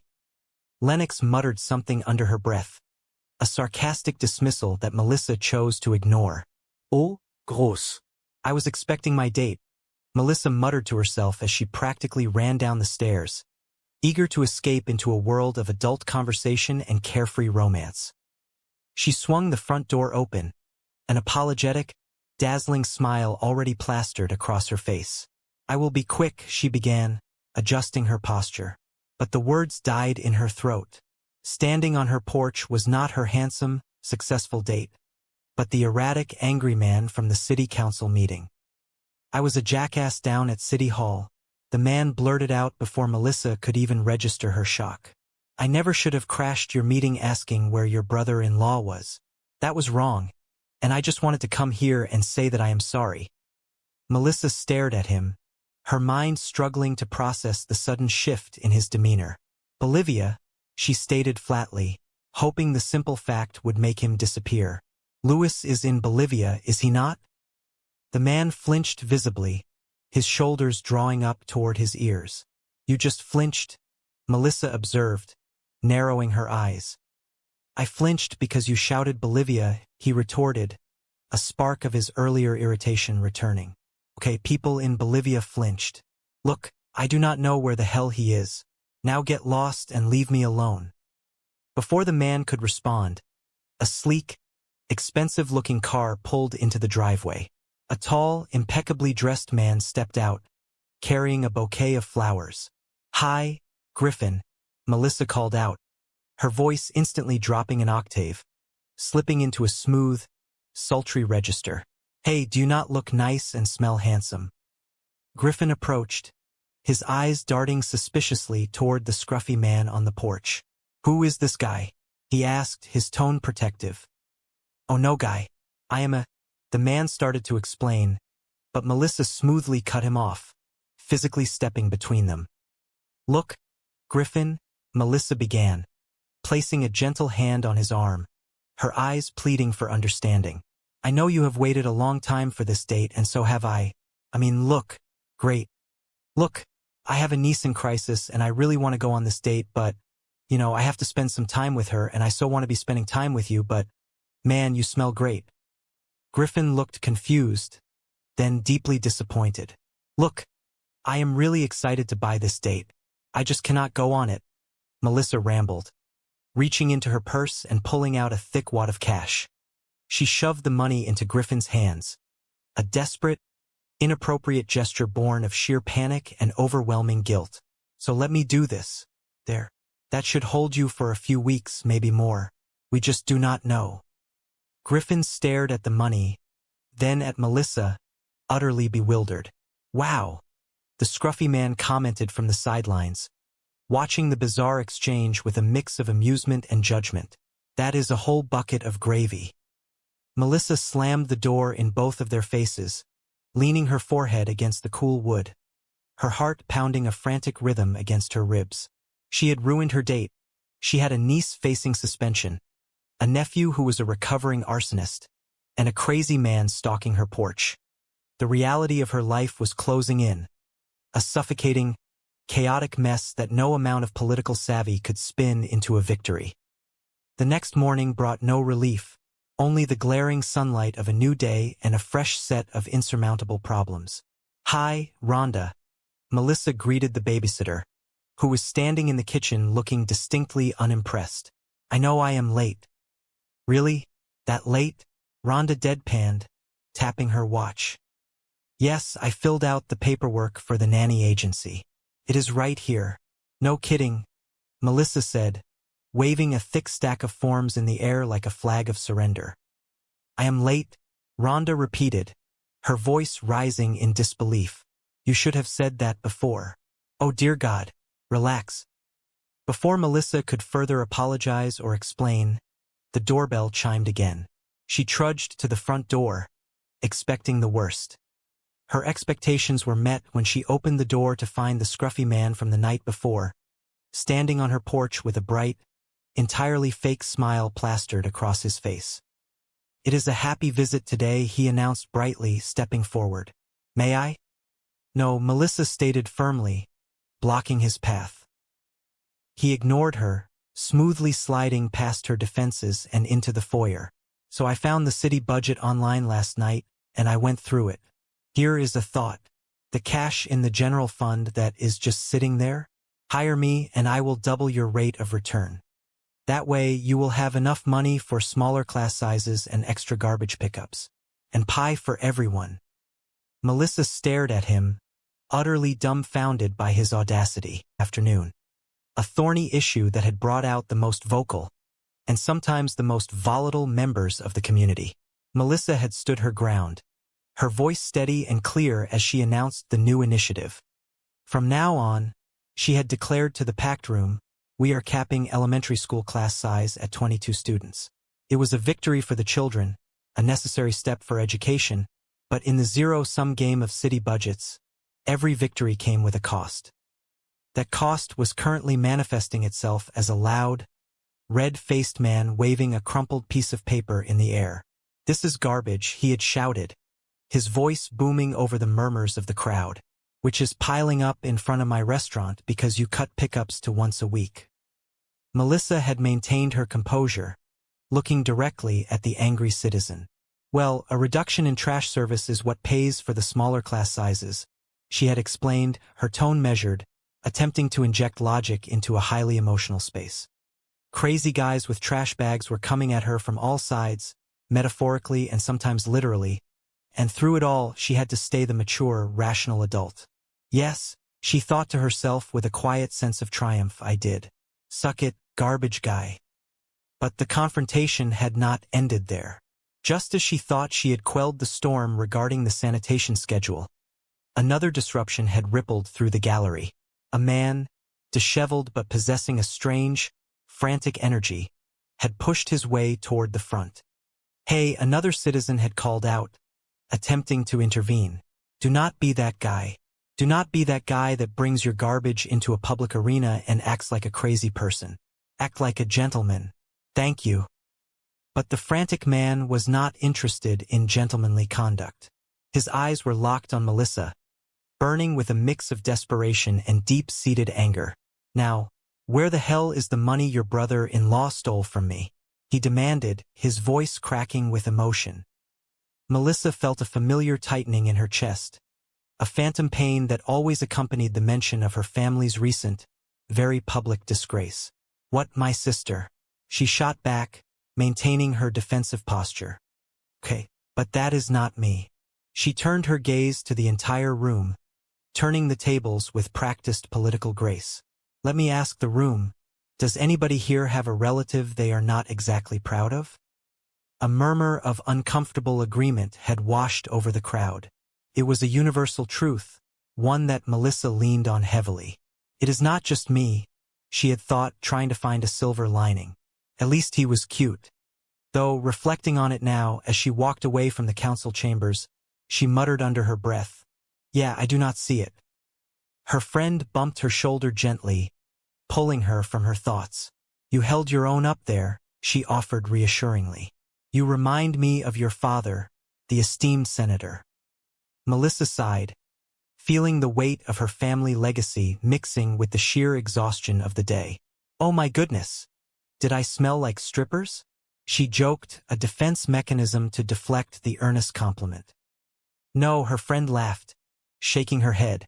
You smelled like authority. Oh, well, that is my fragrance, Melissa replied, a genuine smile finally breaking through. Yeah, I have to say, in all humility, I was, yes, smoking. A high down low. Okay. She went through the motions of a celebratory high five, the tension of the afternoon finally beginning to dissipate. Plus, she added, analyzing the political chessboard, your brother-in-law and his various felonies totally shifted the focus of the meeting. I think you put the whole trash issue to bed. However, the reality of the trash issue was far from asleep, a fact that became abundantly clear the moment Melissa arrived at her charming, albeit currently chaotic, suburban home. The heavy scent of refuse hung in the air, an unmistakable consequence of her own legislative victory. Aunt Mel, a voice called out as she stepped onto the front porch. It was her nephew, Ryder, a boy whose sweet demeanor often masked a complex inner world. Why are angry white guys throwing trash at our front door? Melissa sighed, dropping her briefcase by the entrance.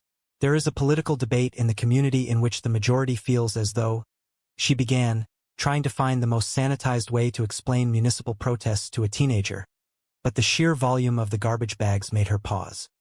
This is getting heavy, she admitted, pinching the bridge of her nose, and really smelly. Ryder gestured vaguely toward the steps. I am just going to leave this here for you, Aunt Mel. There are like 10 more on the porch. As Melissa navigated the obstacle course of protest trash, she spotted her niece, Lennox, drifting through the hallway with the detached, ethereal energy that only a deeply displaced teenager could muster. Lennox, Melissa called out, attempting to inject warmth and normalcy into the interaction. Did you see the dresser I put in your room? Lennox paused, offering a tight, unreadable smile. Yeah, it is really cute, but I am okay. I have got suitcases. The dismissal stung, a sharp reminder of the vast emotional distance between them. She thinks living here is temporary? Melissa murmured to herself as Lennox disappeared up the stairs. The realization was a heavy stone in her stomach. The The girl no longer told her what she thought. The relationship had shifted dramatically. It used to be, I will sneak out of the house, Aunt Mel, or let us get matching tattoos, Aunt Mel. Now, it was a constant battle of wills, a silent rebellion against the tragic circumstances that had forced them together. Melissa felt like she was constantly playing the role of the authoritarian, laying down the law with phrases like, because I said so, I do horrible things. She lamented to the empty hallway, like put furniture in her room. Clearly, I am a monster. Her friend, who had accompanied her home to help navigate the evening, offered a sympathetic pat on the back. Of course, she is difficult. Do you not remember what you were like at 15? Not very clearly, Melissa admitted, sinking onto the living room sofa, the plush fabric a welcome relief after a day of hard wooden chairs and hard political stances. Did a lot of drinking then. Pushing the exhaustion aside, Melissa remembered her plans for the evening. It was a rare occurrence, a genuine date, and she desperately needed the mental escape. I am going out tonight, she announced to the household at large, making sure Ryder was within earshot. So Rhonda is staying with you guys if you need anything. Ryder looked up from his basketball, his expression perfectly innocent. Coach says you need a better jump shot, Melissa added, trying to engage him in something positive. You got one of those? Rhonda, the babysitter, stepped forward with a confident grin. Yes, we Asian women are all about the hoops, she declared, catching the basketball with practiced ease. Melissa turned her attention back to her nephew, her tone shifting to one of gentle but firm instruction. So if you have got any homework, do it. And beyond that, just, be good and do not torch the place. Torch the place? Rhonda asked, her eyebrows shooting up in alarm.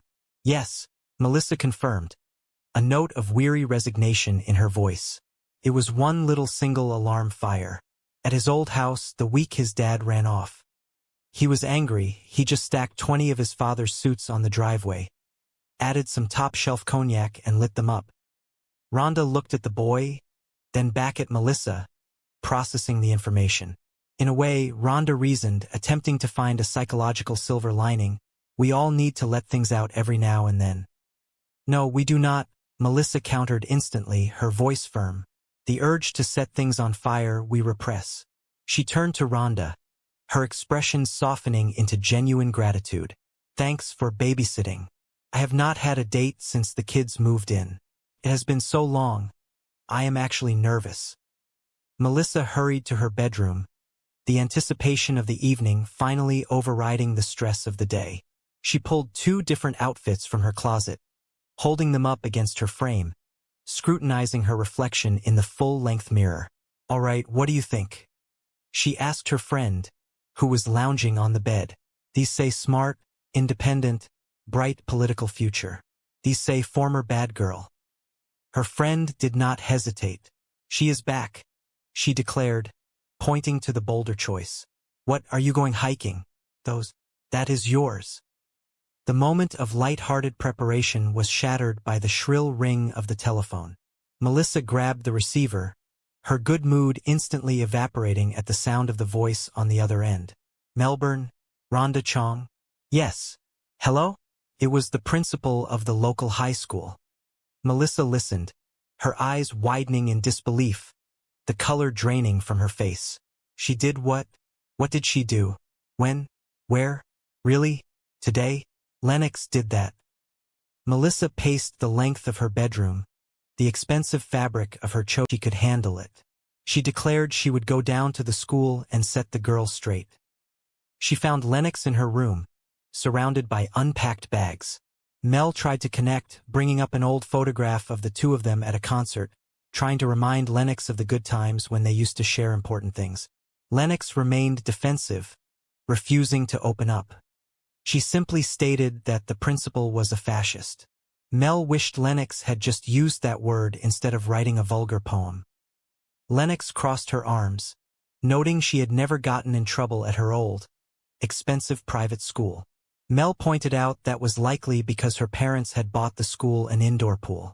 Mel laid down the law. They had an appointment at the principal's office at 3 o'clock the next afternoon, and until Lennox apologized, she could not return to school.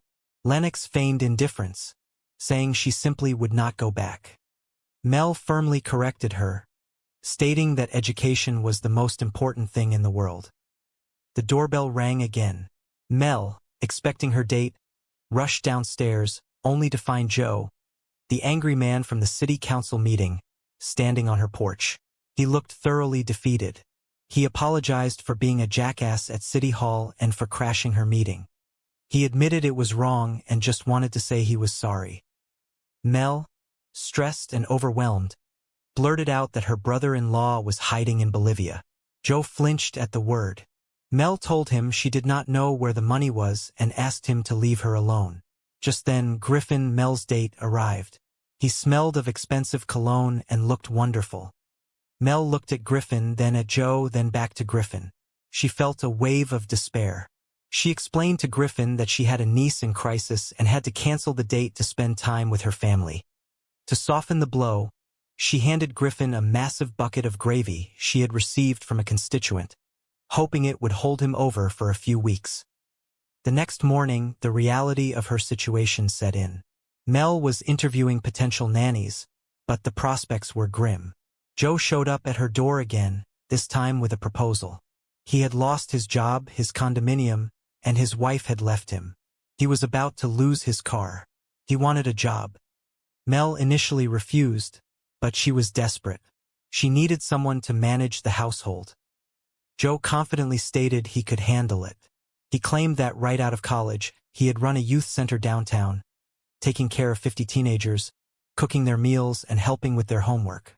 He declared he was perfectly suited for the job. Mel, seeing no other immediate option, hired him on the spot, despite admitting she did not really like him. Joe's first day was a trial by fire. He took Ryder to school, only to discover the boy had not written his history paper. Instead of letting Ryder face the consequences at school, Joe brought him back home, instructing him to write the paper and forbidding him from leaving his room until it was finished. Mel was horrified by this breach of standard parenting rules, arguing that Ryder should have been left at school to face the teachers. To make matters worse, Lennox was missing. She had ditched the mandatory meeting with the principal. Mel panicked, running through a list of 3 places Lennox usually went after school. She rushed out to find her. Meanwhile, Joe found Lennox sitting on the roof of the house, brooding. He climbed up to join her, not to scold her, but to talk. Lennox expected to be turned in, calling herself an outlaw cast out by the power brokers. Joe matched her tone, joking that she was like a superhero demoted to a nanny. Joe asked why she was not at the principal's office. Lennox expressed her frustration with the unfairness of the world, citing the principal's arbitrary firing of the music teacher. Joe validated her feelings. He acknowledged that he would be upset too if his parents had abandoned him. He admitted he did not know much about her, but he challenged her behavior toward her aunt. Joe pointed out that Mel was the only person who had not bailed on Lennox. He asked Lennox if she really thought it was fair that her aunt had to go down to the school all alone to face the principal and take the blame for something she did not do. He called it eating a big bowl of stink, a phrase that left Lennox confused but thoughtful. Down at the school, Mel was doing exactly that. She sat in the principal's office, defending Lennox. She argued that while Lennox's actions were wrong, the girl had every right to be upset about the massive disruptions in her life. Mel passionately stated that if she were in Lennox's shoes, she probably would have done much worse. The principal remained unmoved, suggesting they needed to evaluate Mel's parenting skills as well as Lennox's behavior. Just as Mel felt completely defeated, the door opened. Lennox walked in. She looked at the principal and apologized for being late, for the poem, and for the disrespectful things she had said. She admitted she was angry, but not at the school. Then, she turned to her aunt. Lennox stated that there was no need to blame Mel, acknowledging that Mel was trying her best and taking a lot of heat on her behalf. Mel was stunned. She could hardly believe what she was hearing. The apology was accepted, and they returned home. Mel felt a profound sense of victory, a small but significant breakthrough with her niece. Back at the house, Joe was attempting some clumsy basketball moves in the living room. Mel told him about the meeting, boasting that she had eaten the metaphorical bowl of stink and even went back for seconds. She then noticed Joe and Lennox exchanging a look. Mel's political instincts kicked in. She cornered Joe, demanding to know how he had convinced Lennox to show up. Joe casually admitted he had paid Lennox $50. Mel was appalled, calling it a bribe and horrible parenting. Joe shrugged it off, noting he was not a parent. Lennox asked for the money, but Joe revealed another life lesson. He had written her a personal check, which he knew would bounce. Mel pulled Joe aside. She was frustrated by his methods. He lied, he bribed, and he seemed to have no boundaries. Joe defended himself, pointing out that Lennox had apologized and, more importantly, had said nice things about Mel of her own free will. He suggested that his mere presence in the household was seamlessly pulling everything together. Mel, desperate for any sign of stability, decided to believe him. She informed Joe that a professional nanny agency had finally called back with a candidate, but she had decided to cancel. She was officially giving Joe the job. Joe tried to play it cool, but the relief was evident in his eyes. The next evening, Mel finally went on her rescheduled date. She returned home at 3 o'clock in the morning, feeling happy and relaxed. Joe was waiting up, acting like a protective parent. He questioned her late arrival, noting it was not a school night but expressing mock concern. Mel laughed, realizing she had never had this dynamic with her own mother, who would have simply sent her back out to buy more liquor. Joe reported on the household. Ryder had gone to sleep around 11, and Lennox had stayed up until 1:30 in the morning, but she had caught up on her biology and math homework, as well as an entire season of a television show. Mel felt a wave of genuine gratitude. For the first time in months, her home felt somewhat normal. Suddenly, a loud banging at the front door shattered the peace. Mel opened it to find a massive, intimidating man standing on her porch. She panicked, calling out to Joe, warning him that the man was huge. Joe walked over, his past financial troubles clearly catching up with him at the worst possible moment. The journey of this makeshift family was only just beginning, filled with challenges, laughter, and an unexpected bond that would change all of their lives for the better. The bright, unrelenting lights of the public arena always made Melissa feel as though her entire life was a performance, a grand play recorded in front of a live studio audience of her peers, her constituents, and her critics. She adjusted the lapels of her sharp, tailored blazer, a garment chosen specifically to project authority, competence, and just a hint of unapproachable power. She was a woman who had learned to juggle the heavy, often ungrateful demands of local government with the sudden, chaotic responsibilities of her personal life. As she stepped down from the podium, the echoes of the city council meeting still ringing in her ears, her friend and colleague leaned in with a warm, teasing smile. "Look at you," the colleague whispered, her tone laced with genuine admiration. "Public servant by day, hottie by night." Melissa offered a wry, knowing smile, smoothing down her skirt as she matched her friend's step for step down the polished corridor. "Well," she replied, her voice carrying that trademark blend of confidence and self-deprecating humor, "I have to turn on the heat during the day or nobody gets anything done." It was the truth.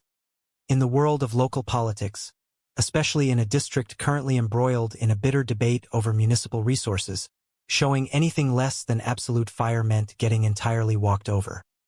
The council story had been the primary topic of the act, telling her she would certainly find out soon enough.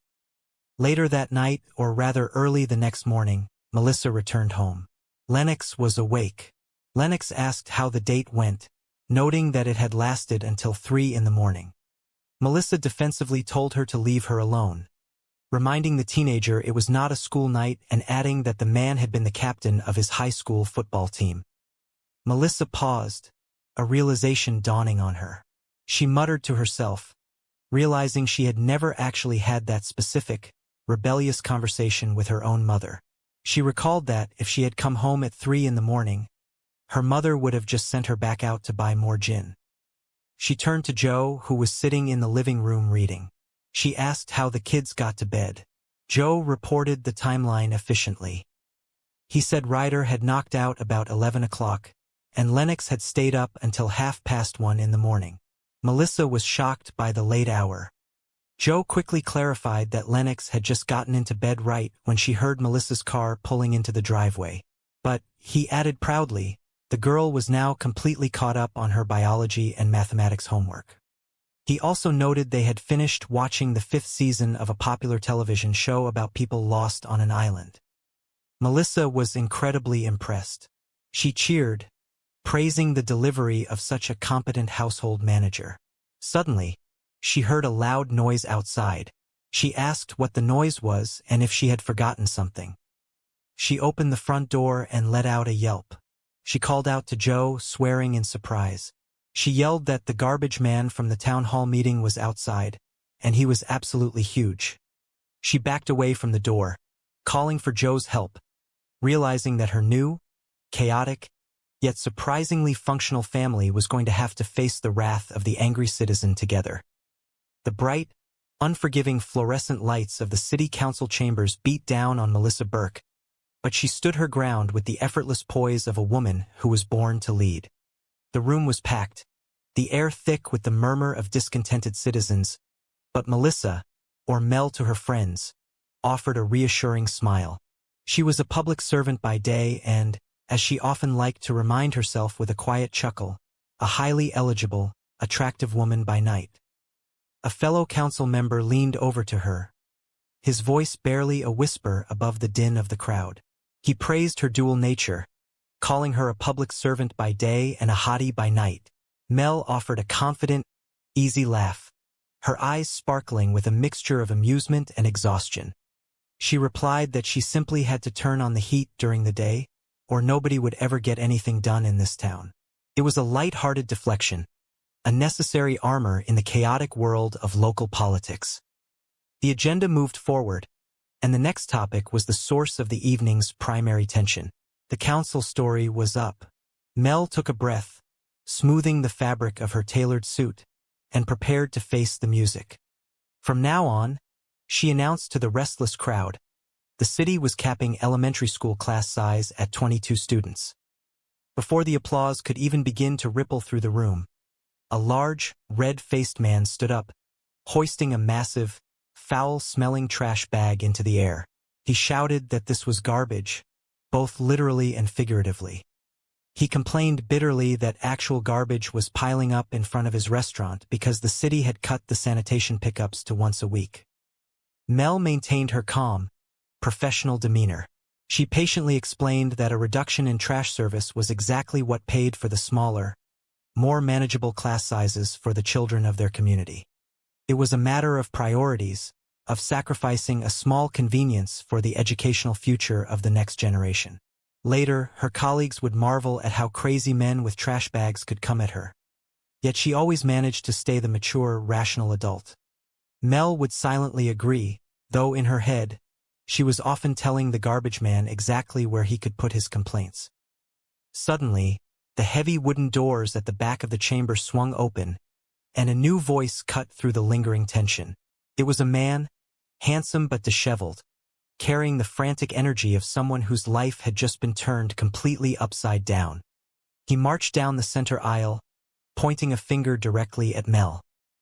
He yelled at her, demanding to know where the money was. He accused her brother-in-law of stealing from him and demanded answers right then and there. Mel felt a familiar headache blooming behind her eyes. She held up her hands, asking the man not to be that guy. She pleaded with him not to be the person who brings his personal garbage into a public arena and acts like a crazy person. She asked him to act like a gentleman. The man was unrelenting. He demanded to know the whereabouts of the money. Mel sighed, leaning into the microphone. She clarified that the man in question was married to her sister, making him her brother-in-law, but that his actions were entirely his own. Looking out at the sea of faces, Mel asked the room a simple, unifying question. She asked if anybody in the audience had a relative they were not exactly proud of. Slowly, nods of agreement rippled through the crowd. It was a universal truth. She muttered to herself that at least the fugitive brother-in-law was cute, though the angry man in the aisle loudly disagreed. Later that evening, after the meeting had finally concluded, Mel returned to her large, strangely quiet house. The transition from independent career woman to sudden guardian of two displaced teenagers was a jarring one.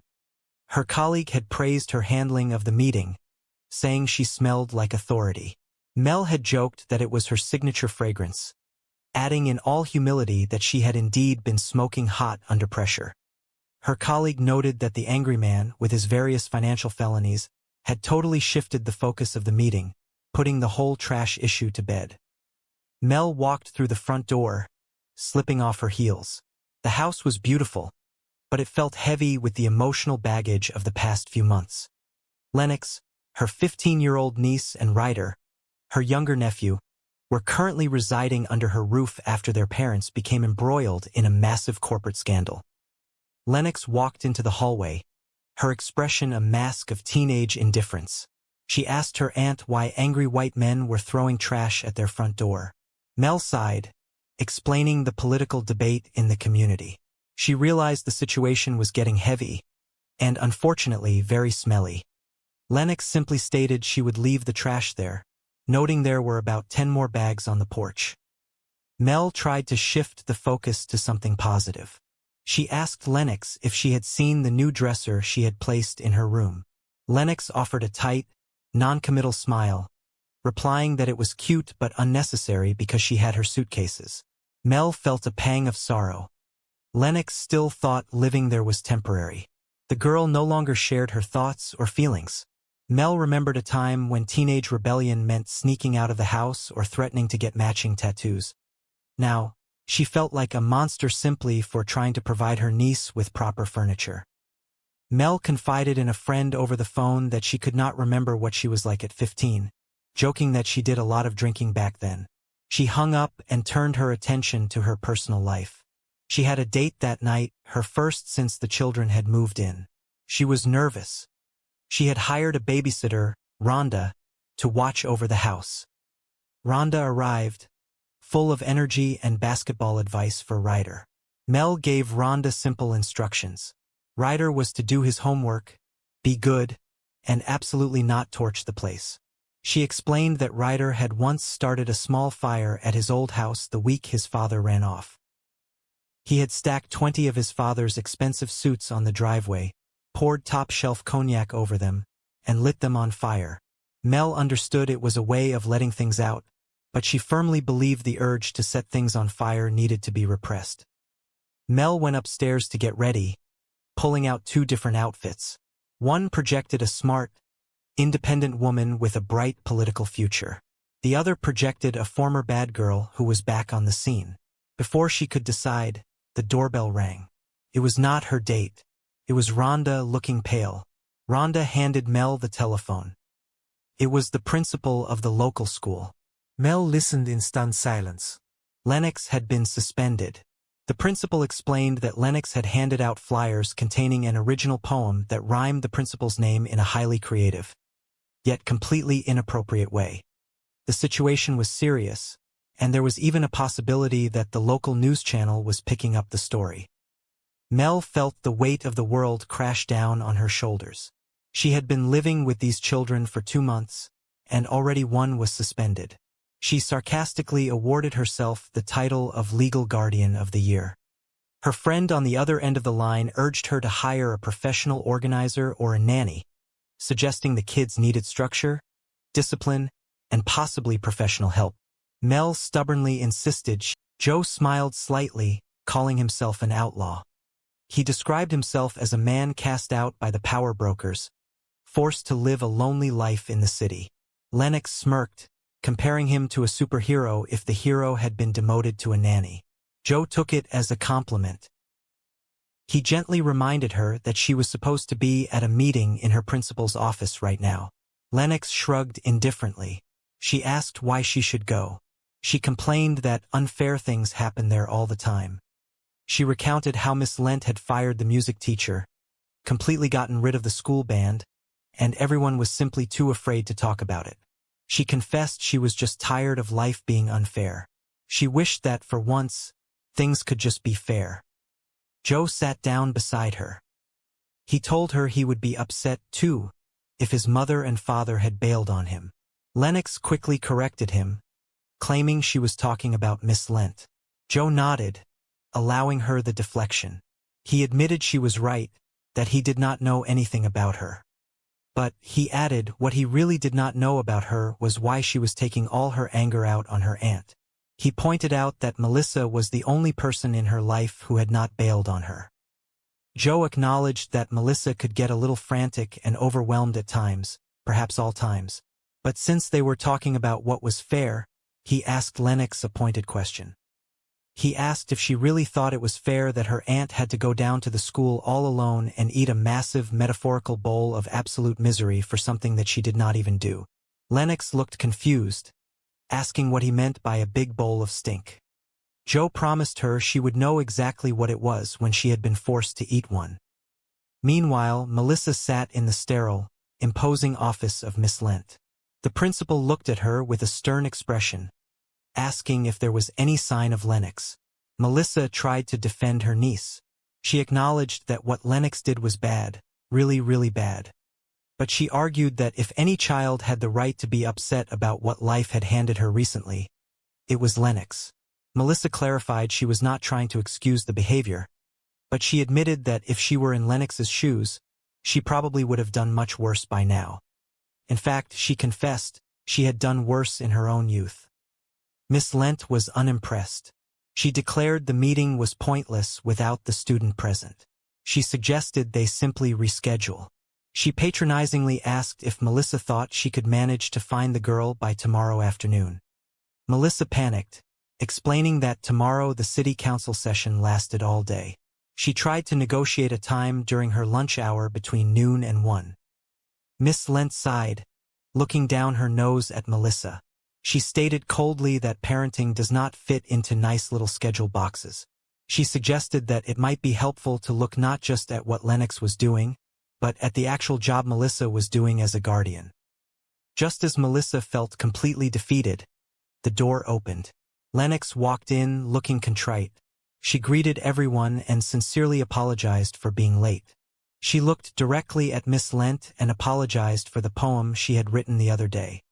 She also apologized for the disrespectful things she had said, admitting she was just very mad. Then, Lennox turned to the principal and added that her anger was apparently not really directed at the school. She firmly stated that there was absolutely no need to blame her aunt. She declared that Melissa had been getting enough blame intended for Lennox. She looked at Melissa with a softening expression, acknowledging that at least her aunt was truly trying. Lennox then rolled her eyes slightly, returning to her teenage persona. She said whatever needed to be said and told them to just get to the part where they had to eat the metaphorical bowl of misery. Miss Lent looked thoroughly confused, asking what part she was talking about. Later that evening, back at the house, Joe was in the kitchen. He was surprisingly skilled, chopping vegetables with a rhythmic precision. Ryder was watching him, fascinated. Joe offered the boy a tip, calling him his hip young brother man. He suggested Ryder try loosening up his knees a little bit when he played basketball. He said Ryder was welcome for the advice. Ryder leaned against the counter. He told Joe he had heard about all the terrible things he had been going through. He listed them out. His wife leaving, going completely broke, losing his fancy car, and losing his condominium. Ryder looked at him with genuine adolescent wonder, asking how Joe could even manage to walk carrying all that sadness. Joe stopped chopping for a second. He looked at the boy, a mixture of amusement and pain on his face. Ryder immediately apologized, realizing he might have crossed a line. Joe assured him it was all right. He stated dryly that he was perfectly aware that his life was currently an abyss of inky black despair. He thanked the boy for the incredibly uplifting pep talk. Ryder changed the subject, asking Joe if he could show him how to do that chopping trick. Joe smiled, replying that he could only teach him if the boy filmed it, because he actually had no idea how he was doing it himself. Melissa walked into the kitchen, looking exhausted but relieved. She accidentally called Joe by the wrong name, immediately apologizing and correcting herself. She announced to the room that she had eaten her whole big bowl of misery at the school. She joked that she had even gone back for second helpings. She declared she was going to go brush her teeth now to get the taste out of her mouth. As she turned to leave, she noticed Joe's smug expression. She pointed a finger at him, realizing the truth. She accused him.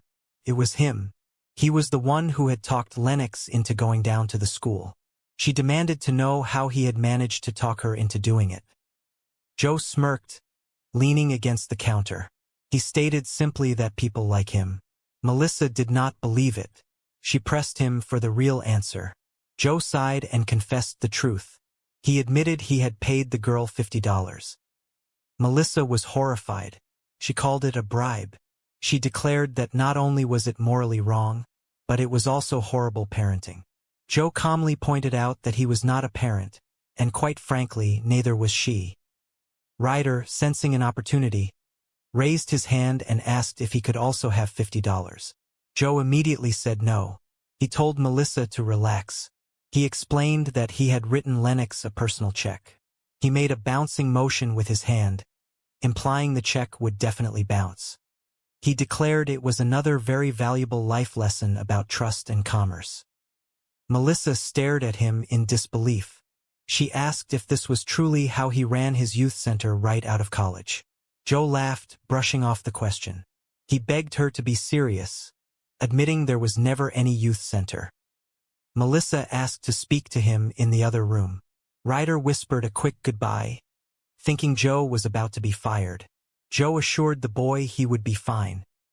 In the living room, Melissa paced back and forth. She accused him of lying and bribing. She asked if there was anything he would not do. Joe quickly replied that he would not do windows. Melissa stopped pacing and looked at him. She called him by his last name, Longo. She told him to look at the situation. Joe defended his actions. He said he was just trying to help her out. He admitted he might have played the situation fast and loose, but the results were undeniable. Lennox had apologized to that difficult woman at the school, had she not? Melissa softened. She confirmed that yes, Lennox did apologize. She also revealed that, as it happened, Lennox had said a few nice things about her aunt right in front of her. Melissa's voice trembled slightly with emotion. She admitted it was the first time since the children had moved in that Lennox had shown any appreciation. She confessed that, frankly, it took her breath away. She narrowed her eyes at Joe, suddenly suspicious again. She prayed aloud, asking God to assure her that Joe had not paid the girl to say those nice things, too. Joe smiled warmly. He assured her that Lennox gave her that one entirely free of charge.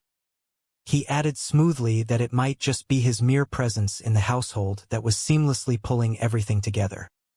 Melissa laughed, choosing to believe that comforting illusion. She told him they should just believe that. Then, she remembered something important. She told Joe she almost forgot to mention that a fancy nanny agency had called.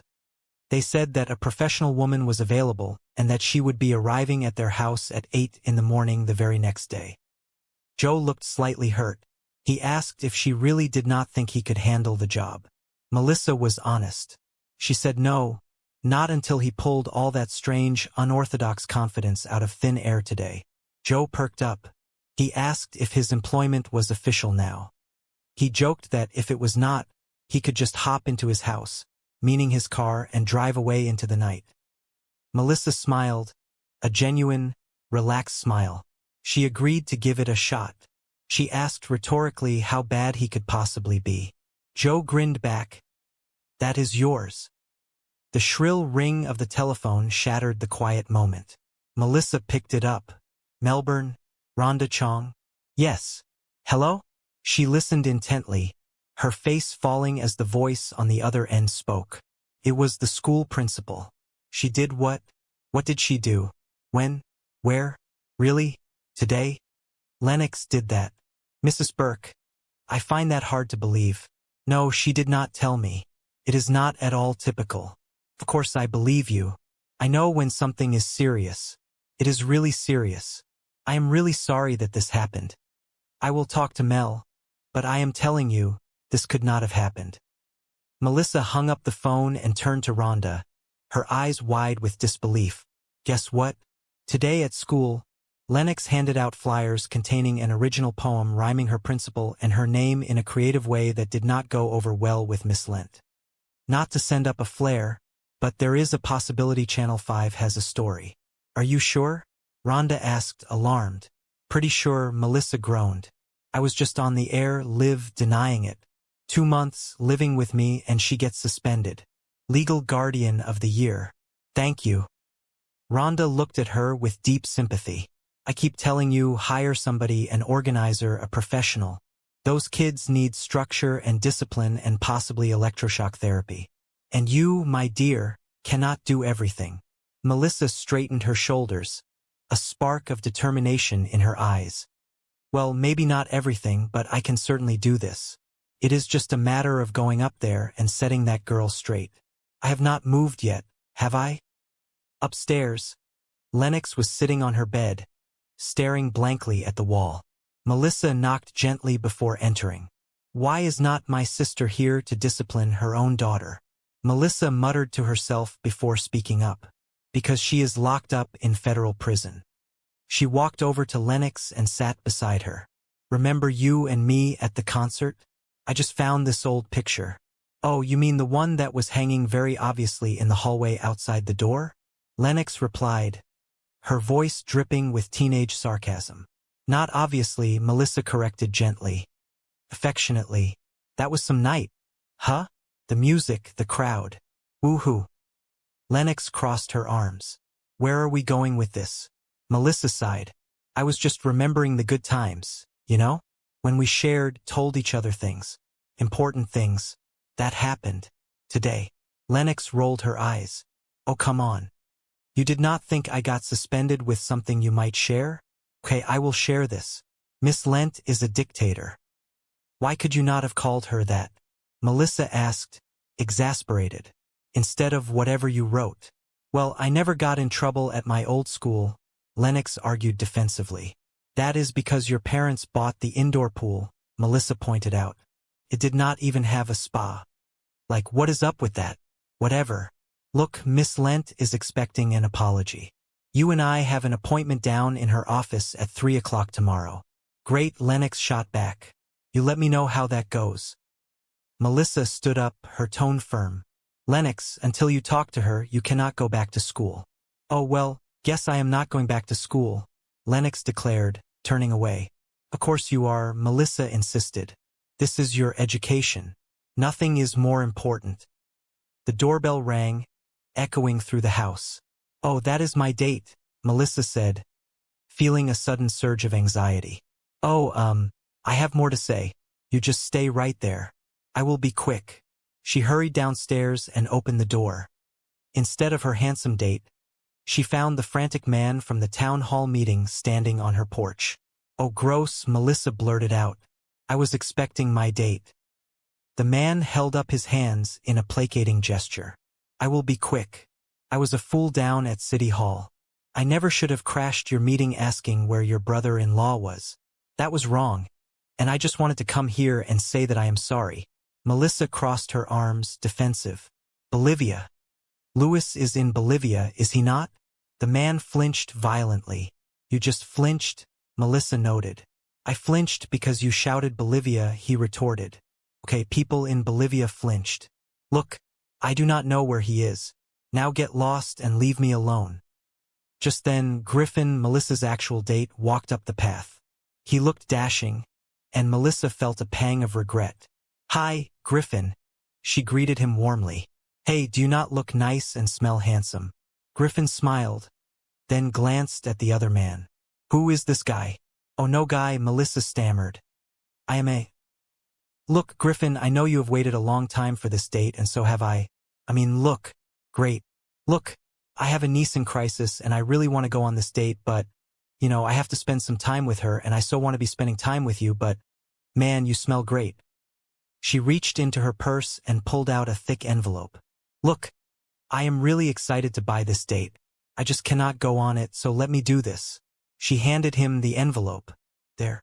That should hold you for a few weeks, maybe more. We just do not know. Griffin looked at the envelope, utterly bewildered. Wow, that is a whole lot of generosity. He slowly backed away, leaving Melissa standing on the porch with the stranger. The next day, Melissa was in the kitchen, frantically trying to organize the morning chaos. Rhonda walked in looking apologetic. Unda. I know I am late. Really? That late? Melissa asked, barely looking up from her paperwork. Yes, I filled out the paperwork for the nanny agency. It is right here. No kidding. I am late. You should have said that before. Oh dear goodness. Relax, Rhonda soothed. The doorbell rang again. Melissa opened it to find the same man from the night before, now looking slightly more composed but undeniably desperate. It is a happy visit today, he announced, stepping inside. May I? No, Melissa said, trying to block his path, but he was already in the living room. So I found the city budget online last night, and I went through it, he began, his eyes gleaming with a manic sort of brilliance. Here is a thought. The cash in the general fund that is just sitting there? Hire me and I will double your rate of return. That way you will have enough money for smaller class sizes and extra garbage pickups. And pie for everyone. Melissa stared at him, torn between annoyance and awe. That sounds like a great plan, and I would sign up immediately if you were not a complete lunatic. The man straightened his posture. Joseph Longo is not a lunatic. Joe Longo. Melissa realized with a start. You are Joe Longo? You ran the commodities division. You made him millions. Légitimat million? Yeah, Joe confirmed bitterly.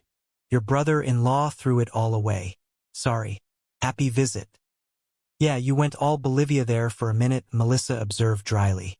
Yeah. So what do you think? Maybe you could get me a job downtown? There is a hiring freeze, Melissa explained gently. I am really sorry you lost your job. Yeah, that is old news, Joe said, his shoulders slumping. Yesterday, I lost my condo. Yeah, well, I really need to get going. And now they are about to repossess my car. Oh, but here is the morning and its big headline. The adorable Mrs. Longo has decamped to her mother and her house. Oh goodness, I am really going to miss that car. Melissa felt a twinge of genuine sympathy, but her own life was a disaster zone. How can I put this nicely? I have got my own problems. So you are not going to help me? Joe asked, looking defeated. Do you live in my district? Melissa countered. Now that I am living in my car, yeah. Melissa sighed deeply. Look, I have got meetings, a trash revolt, a kid on the brink, and I am in desperate need of professional help. For the household, not me. Joe glanced at the nanny agency paperwork on the table. You are not going to find anybody this way. The salary is terrible. It is a living, Melissa defended. It includes meals, which she will be cooking because otherwise people will starve. She? Joe questioned, raising an eyebrow. It has to be a woman? Only women need apply? Personal question. Did your hair get sick of you and leave? This is a choice, Joe said, rubbing his head defensively. He leaned in, his tone shifting to a sharp negotiation. All right. Look, we both know that is a low offer, all right? So come on. What is your top number there? That is my top number, Melissa insisted. All right, you got a deal, Joe said, extending his hand. I cannot start until Monday. Who offered you a job?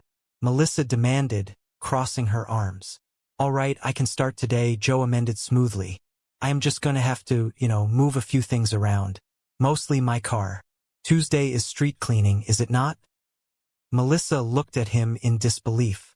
You do know we are talking about a nanny here, right? There are